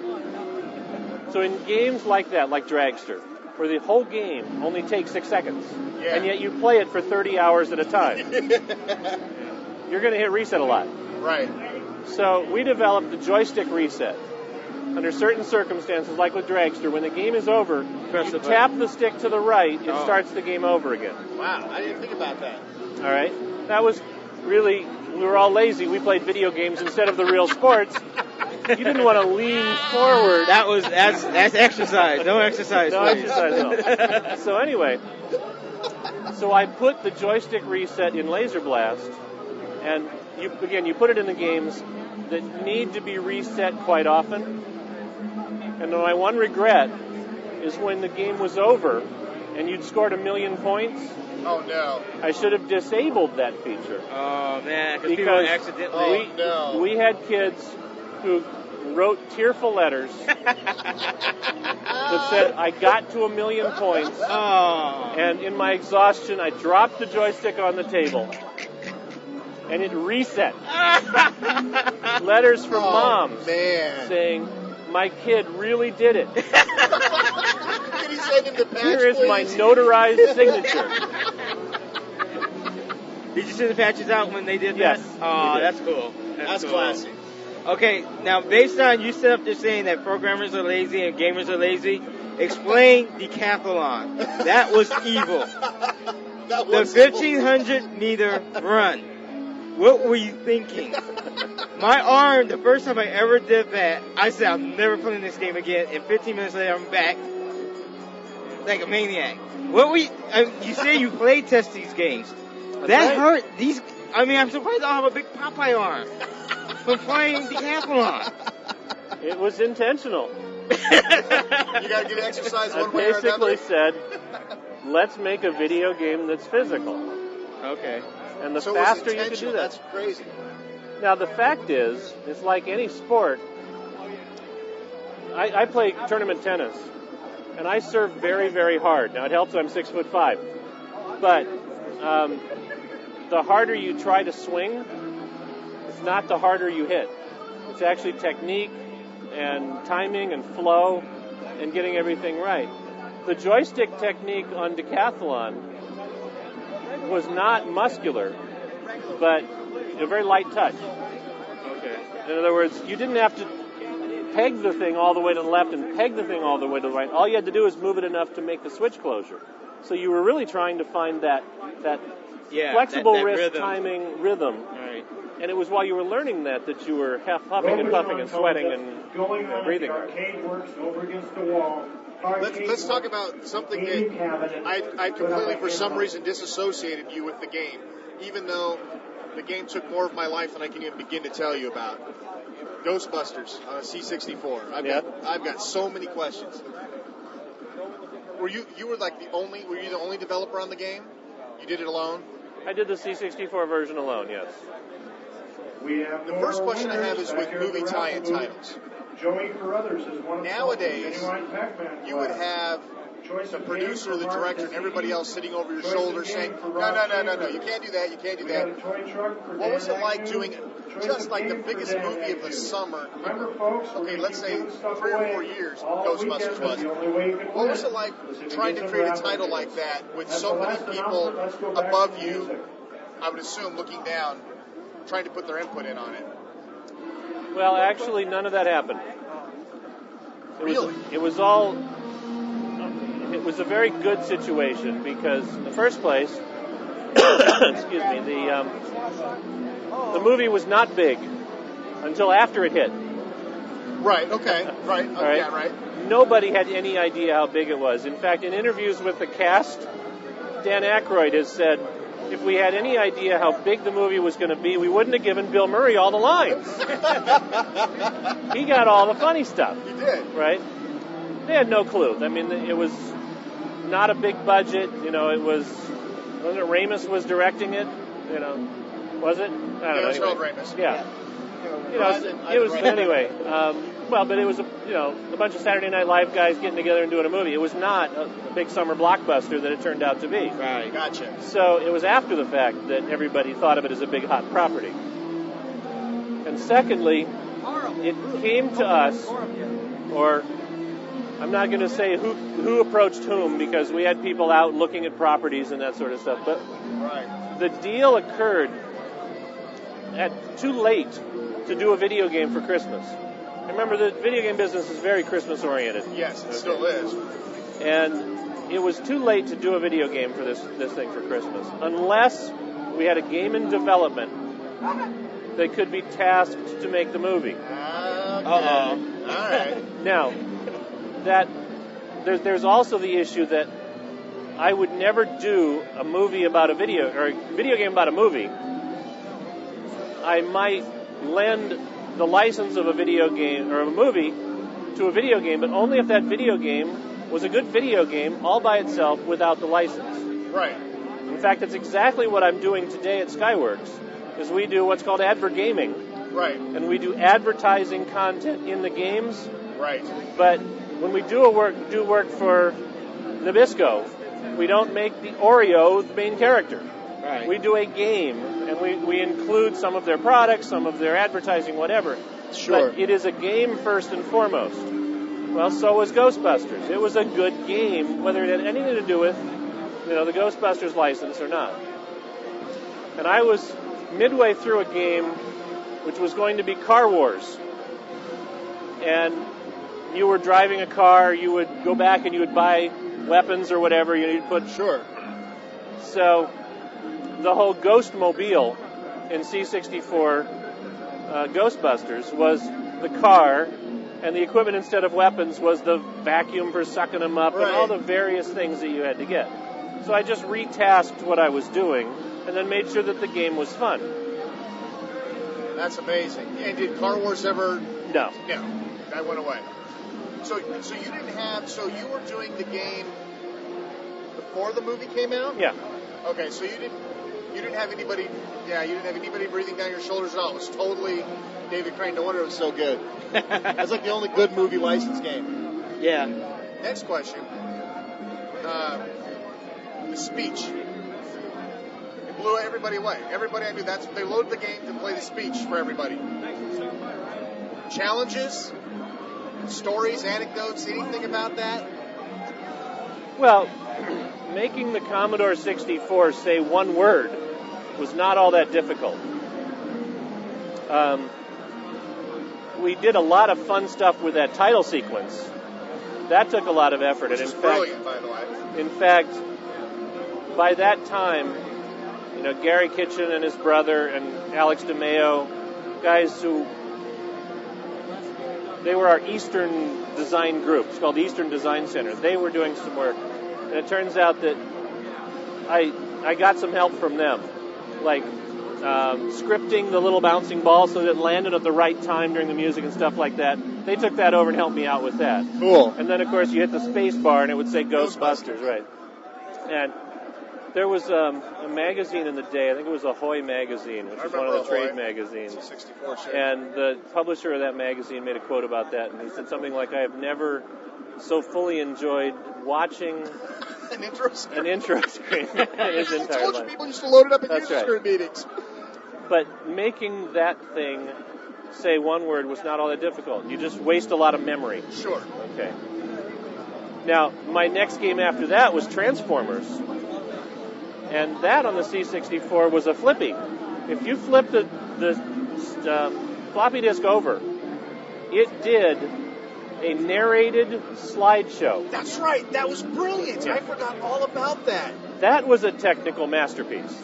Did you ever see that? No, I've never I'm seen going to take up the ROM Transformers. so you can see it, the image, the disc image. It's a floppy disk. Yeah, Yeah. the disc image. It's amazing. I was like blown away. I've never played the Transformers. Had really good copy protection, if I remember, too. I was a kid, what can I tell you? Yeah, it was brilliant. Yeah, I've forgotten all about that. I was thinking G.I. Joe or something. But yeah, that was amazing, and that was wow. So, and that was what 160K discs, right? Yeah. And you had that thing ran forever. Yeah. We always wondered how you managed to cram that much crap on a disc. It was about a 2-minute long slideshow bringing in pictures and compressed audio. So I had to write special audio compression. I had to write floppy disk drivers they could operate at the same time that the graphics were being displayed. That's right, because it would play and load at the same time. You used to blank the screen and all the sprites would go away. That's how the C64 used to work. That's right. So that was brilliant work. Yeah, so, I mean, I would not still be doing this if I couldn't find technical challenges every turn, because that's what's fun. And making the 2600 do the things that it did was a technical thrill for us, an absolute thrill. And it helped to be able to look at each other and say, there's only about 6 people on this planet who understand what you just did. I'm really curious why I don't think any of your group that I know of ever went onto the Amiga, which was like the ultimate hacker box. Was it because of your affiliation with Atari? No, it's hard to say why that was. I mean, the Amiga was not a big commercial success in the U.S. It was really big in Europe. Yes. And we had very good relationship with the man who designed the Amiga. That's Joe DeCure, right, who was here last year. I don't see him this year yet, but he's a genius at hardware technology, and he was an apprentice on the 2600 chipset, developed the 800 chipset, developed the Amiga, And so we loved the technology and such. The biggest problem really with the Amiga was the expectation was that every game was going to be really beautiful. And that concludes part 1 of our interview with David Crane, the man behind Pitfall and Activision. Tune in next month for the conclusion of this fantastic interview. We want to thank David Crane for being on the show.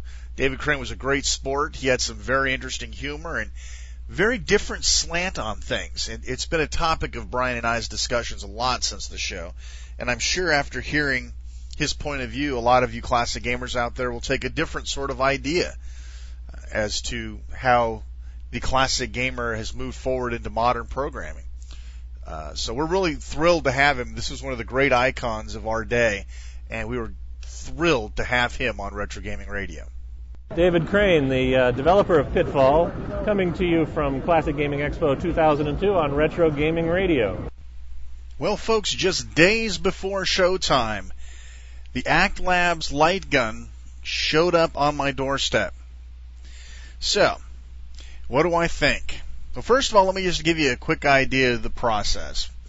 Once they actually did get things going, and they must have been backlogged to hell, I got a confirmation email, another confirmation email, one saying that my order had been received, one that said my order was being shipped, and then shortly thereafter we got a tracking number.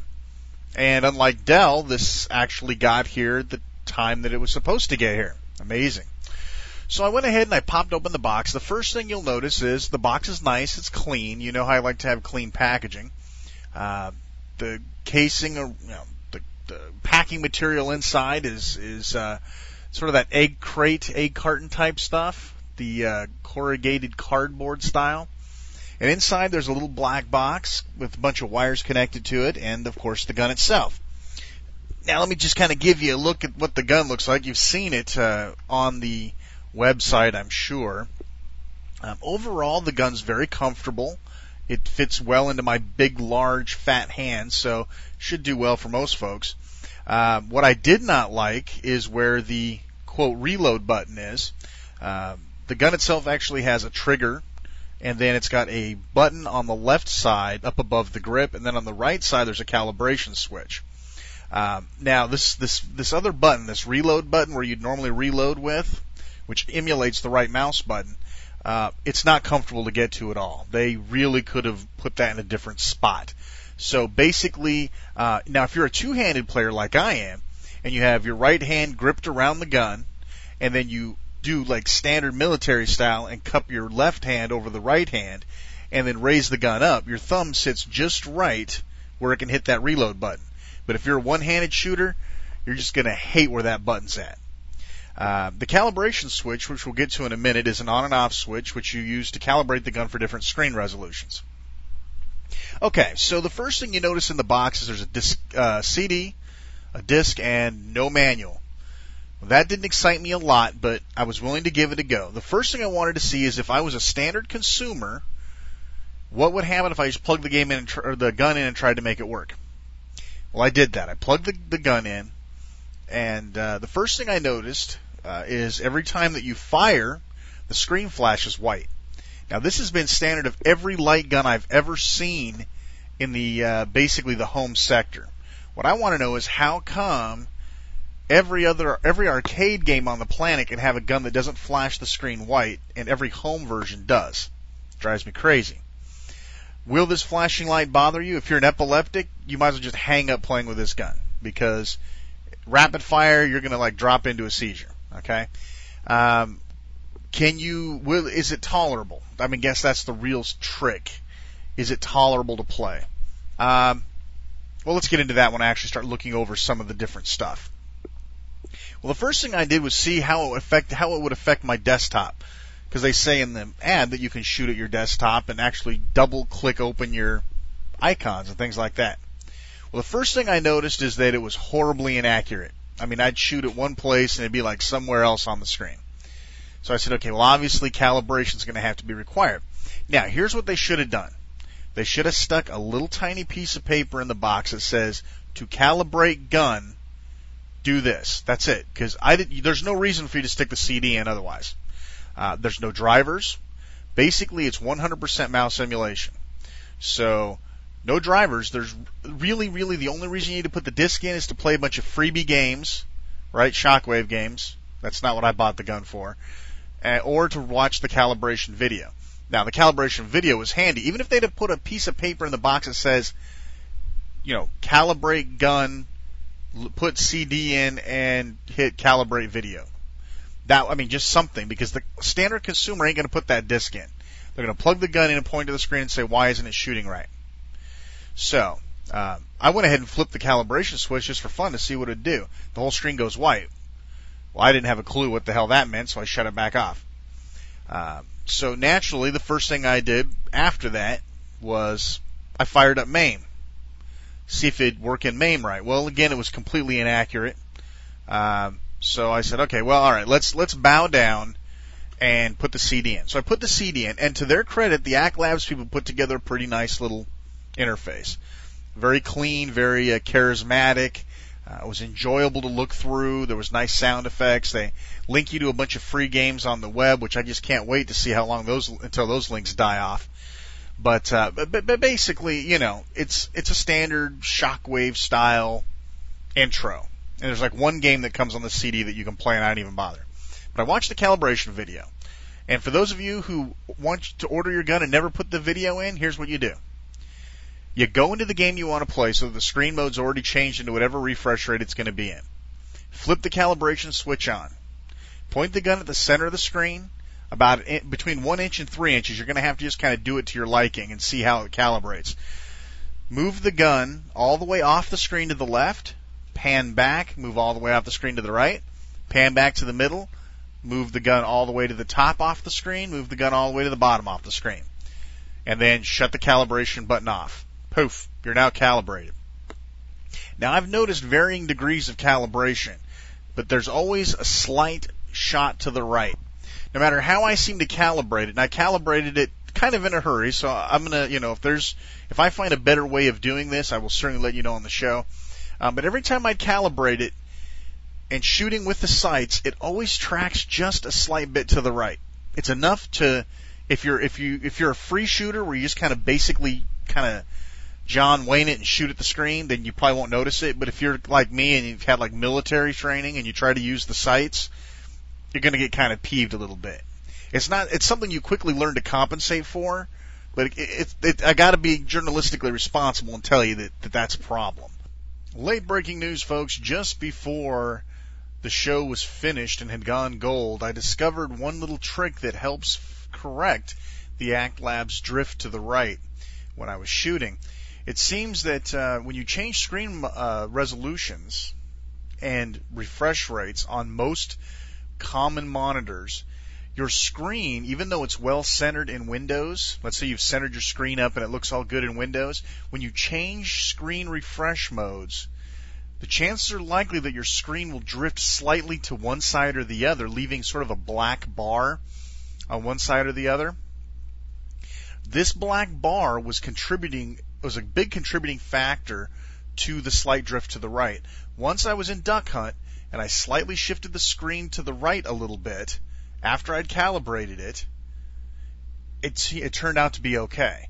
So it looks like maybe the calibration system really works the best if your screen is absolutely centered. Now, there is something in the facts somewhere about something like this, but it has to do with shots not hitting the center of the screen, and I didn't really find it until later on after I'd been playing with it for a while. So the shot to the right thing is actually fairly easily compensated for as long as you know that it's there. So that's one bad point, or one of the few bad points that I actually had about the gun that we can now put to rest.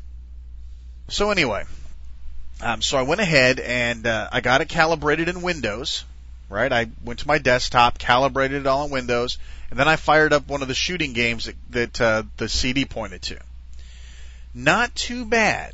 Again, this is when I discovered that the sights were just a little bit off, but it was pretty good. And the screen flashing, of course, is the part that gets me the most. If I had to say the one thing about the gun that bothers me the most is that flashing screen, the flashing white thing. And you can see it if you watch their video on their website. You see the same thing. But some of the frames are missed because the video is not running like in 30 frames a second, so you only see that white flash every now and then. All right, so I decided to go into MAME because that's why I bought this gun. This is why everybody who's listening here is going to buy this gun. It ain't going to be to play House of the Dead. It ain't going to be to play Osama bin Laden's Quickie Mart Shooting Gallery. It's going to be to play MAME. Now, I only had a couple of gun games on the computer at the time. So, basically, what I had to choose from was Operation Wolf, Chiller, and Duck Hunt. That's pretty fair. It's pretty fair range of gun games. So I went ahead and I fired it up. And of course, you know, if you've ever played a gun game in MAME, it has a little mouse tracker icon on the screen that shows where the mouse is.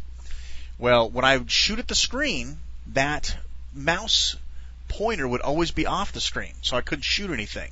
It would register the hit, but it wouldn't register the shot, right? So on the screen. So I'm like, well, you know, this kind of sucks. So I went in and I thought, you know, maybe I have to calibrate it inside the game. Maybe I tried recalibrating it. I changed screen refresh modes. I spent a good hour trying to make this gun work in MAME. I hit the website. Does it work in MAME? Yes, it works in MAME, but you have to have Windows, MAME for Windows. You can't use DOS. Well, I'm using the Windows version. So I'm kind of getting fed up here. So I go through the CD again and see if I missed something that has to do with MAME. Can't find anything. So I'm getting frustrated. Doesn't work. Now, I'm wondering how Joe Consumer's going to handle this situation. Joe Consumer's going to play Osama bin Laden's Quickie Mart Shootout, I know. But, so anyway, so I thought, well, you know, I went through all the refresh rates. I enabled mouse support. You know, I did everything that I thought was right. Then I remembered on my laptop, I have MAME .61. On my PC, I've only got .60. And I seem to remember seeing something about Lightgun in MAME 6.1 or .61. So I'm like, well, what the hell? It's the last thing for me to try before I throw this gun out the window. So I went ahead and fired up .61, and sure enough, the exact same performance I was experiencing in Windows, I was getting now in MAME. So I fired up Operation Wolf, which of course is, you know, why people that's the granddaddy of shooting games. I know Crossbow and stuff came first, but to me, Operation Wolf was kind of a signature for the grown-up shoot-'em-up games. So anyway, I fired that up, and again, the tracking was a little off to the right, just a tad. But overall, I was able to really rack up a decent score, and I just slaughtered everything, which was awesome. So I thought I'd try Duck Hunt. Now, Duck Hunt is not a game that you can just mass ammo shoot. You got to have pinpoint accuracy. Now, I wasn't doing very good, let's put it that way. Now, I'd like to say it was because I don't have elite shooting skills. But you know what? In the arcade game, I could do a lot better than I could do here. And that's because the gun tracks off a little bit. The fact that the ducks change directions really fast, that slight drift, really made a difference. Games that require single-shot precision shooting, you know, things that give you bonus points for getting, you know, multiple hits, things like that, I'm kind of questioning whether or not this gun's going to really work out for those kind of games. But for Operation Wolf, for Chiller, I was just amassing me a huge body count in Chiller. Well, okay, the bodies were already there. I was amassing a great cadaver count in Chiller, so it was a good thing. So overall, and I wanted to make sure I got this review in, folks, because we've said some things about Act Labs that were less than generous in the past, and I wanted to make sure the second we got a hold of one of these guys that we could give you the straight scoop, good or bad. So that's what I'm giving for you. Let's talk about a couple more things about the package in general before we finish this segment up. One thing I noticed is the USB cable is very short that goes to the black box. Now, I wrote Act Labs a long time ago and said, you know what? People have hubs. They have hubs on the front of their monitors. They have hubs on their keyboards. They have hubs because nobody likes to crawl behind their computer and plug stuff in. They've got hubs. The hubs are not near the VGA plug. You know, basically, we got to have some room to breathe here. Now, the cables were a little bit longer than I would have expected them to be. But I think some people that are still using hubs, like that have hubs on their keyboard, things like that, are going to find that this system is not very friendly. You're going to end up having to use one of your root hubs in the back. And while that may not be a big deal to you, it's kind of a big deal to me. Both of my root hubs are full. You know, I've got a Dazzle in one, and I got my regular hub in the other one that's controlling my mouse and my compact flash reader. So that, to me, that's the only real dramatic downside hardware-wise, except for where they put the right mouse button, the reload button on the gun. The reload button on the gun, they could have done something else. They could have even dropped it down just above where your thumb goes. There's like a ridge that goes up to the button. They could have just stuck that right in there. I think that would have been a lot more comfortable. But as hardware goes, as looking at it as a straight package, those are the only two real defects. Now, as a performance-wise, it doesn't feel too cheap. I mean, it's lightweight, and it's a $30 gun, folks. Okay, I mean, let's be honest here. It's a $30 gun. It doesn't look like it looks sort of like a futuristic pistol. It doesn't have that politically correct orange crap all over it like they have all toy guns now, so the cops don't shoot you. But it's more silver than black, which is probably their contribution to the Good Safe Children's Society. The only real problem I had with it, one, is that there was nothing in the package without sticking a disc in that told you, one, you don't need a driver, two, how to calibrate the gun. Or at least to tell you to calibrate the gun, stick the disc in. Maybe a little sticker across the trigger, right? Or a sticker across the calibration switch that says, to calibrate, see video on disc. That's all it would have taken. That would have saved me 15 or 20 minutes of frustration. I know it would save Joe Schmuckatelli consumer a lot more time. It would be nice. It would have been nice to, basically know that there was no drivers needed, because I started scouring the disk. It was nice to plug it in and just have it work. Now, I did test it with Windows XP. Of course, I tested it on my Dell 2.26 gigahertz machine with lots of RAM. But this is just a mouse emulator, basically, folks, okay? So there shouldn't be a whole lot of overhead. If your game works great now, your game should still work great with the Act Labs. Now, I haven't had a chance to extensively test any PC games or anything outside of MAME. What I have tested are some Shockwave shooting games on the web, and I have tested a couple of games inside of MAME. So far, so good. Now, obviously, I'm going to be doing a lot more shooting games now that I have a gun.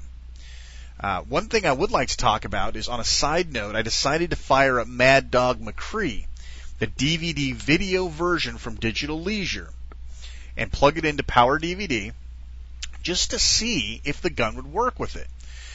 Now, compared to the other option, which is playing with the arrow keys or playing with the DVD remote, the gun is a godsend. It works, but it doesn't work great. For those of you who aren't familiar with the Mad Dog McCree, I know what you're thinking. How do you play Mad Dog McCree with a remote? Where basically you can't point and shoot. You've got to basically move the crosshairs across the screen fast enough with the arrow keys on the DVD remote, get to where the bad guy is going to be, and then shoot. It's a totally different game. It's not really a gun shooting game anymore. It's more of a, I don't know what the hell you'd call it, but it's not really a gun shooting game in its incarnation. Now, with the Act Labs gun, I found that I was able to pretty much pick up most of the targets most of the time. What I can tell you is the way that the crosshairs kind of lined out on the, basically you can put the crosshairs anywhere on the screen, like within like a 15 by 15 grid. So you have to take into account this invisible grid when you're shooting with the gun. And if you go for the head on the bad guys when you shoot, 9 times out of 10 you'll probably get them. There's a couple of bad guys you've got to shoot elsewhere, but then again it's trial and error just like any other video game. So I'm sure that Mad Dog McCree will have to come out with a DVD-ROM version now that there's a gun for it. And I know that they've had a gun for a while, and they're working with the technology with their games. So hopefully we'll see that turn out good, and more American Laserdisc games will come out that use this gun. Now, once again, the gun is from Act Labs, and of course there will be a link for you to get to the site. This gun does have the Retro Gaming Radio seal of approval. There are some shortcomings, and I have gone through the shortcomings that I have found in the show. So far, so good. We will revisit the Act Labs light gun on the next show. But we figured we better get a segment out now so that you guys can go ahead and get these guys ordered so you can start enjoying blasting up corpses and chiller like the rest of us. Again, the gun is Act Labs. It runs, I think, $29, $39, somewhere in that price range. I know they were having a special, so have to see what the current price is. Is it worth the money? Yes. Did the product get to me in a timely manner? Yes. Was the product durable, well made? Looks like it's going to stand up to a little bit of abuse? It scored pretty well. The gun feels a little cheap, but again, it's a $30 gun. You can't expect it to be made out of, die-cast iron or whatever. Yeah. So again, this is the only gun that you really have a choice to use if you're using an NT kernel operating system, because there are no other light guns that I know of. And somebody please feel free to write me and tell me if I'm wrong. There are no other PC light guns that work outside basically of DOS. Basically it requires non-NT kernel. So if you've got XP, if you've got 2K, this is it. This is how you play games with a light gun. The Act Labs light gun review. Hi, this is Conway Ho, president of Hanaho Games. We're the makers of the arcade PC and the Hot Rod, and I'm listening to Retro Gaming Radio. Well, folks, I think that's going to just about wrap it up for this episode of Retro Gaming Radio. Just a quick little parting notes here. First of all, I want to thank all the listeners, especially those of you who've been with us since the beginning. I like to thank my listeners pretty much every show because, as I've said many times, without you, there'd be no us. To some extent, we do this for ourselves, but at the same time, any sort of show where there's no one to listen to it, well, it's kind of stagnant and doesn't go anywhere. So we really appreciate everybody who's stuck with us. And I know there's a lot of year 4 listeners out there going on year 4, and you've been with us all the way, and we really appreciate that. One more thing I want to talk about real quick just before we go as part of the parting gifts here. We do encourage people to try to come on the show. One of the problems that we have had in the past, though, is I don't think we're clearly enough defining the sort of people that we're looking for the show. We know everybody has their own contribution to the scene, and we appreciate it, and I know a lot of other people appreciate it. But we're looking for people who would be the best to interview for the masses. People like David Crane and Gary Kitchen. Somebody that, anybody that's in classic gaming knows who David Crane is. Now, maybe you run the biggest Sega Master System site on the planet. We can appreciate that, and we're sure there's a lot of Sega Master System fans that can appreciate that. But right now, with Classic Gaming Expo and all of the, how should we say it without being tactless, the big-name celebrities seem to be coming out and hooking us up, we really have to keep our time tight for those particular individuals. So if you're responsible for creating the C64 SID chip, by all means we want to interview you. If you run the largest Nintendo sprite dumping site on the planet, maybe we can interview you, maybe not. We just want to make sure that everybody understands who we're really looking for, because we don't really know how to write you guys back and say, we're glad that you rip sprites, but that's not really who we're targeting for the show. So please keep that in mind. If you're interested in being on the show and you do fit one of those bigger billings, then by all means, please write us. I guess that's about all I can really say about that. In any event, thanks for sticking with us. I hope you enjoyed the first show of Year 4, the 2003 broadcasting season. I'm Shane R. Monroe from Retro Gaming Radio saying, until next time, keep it retro.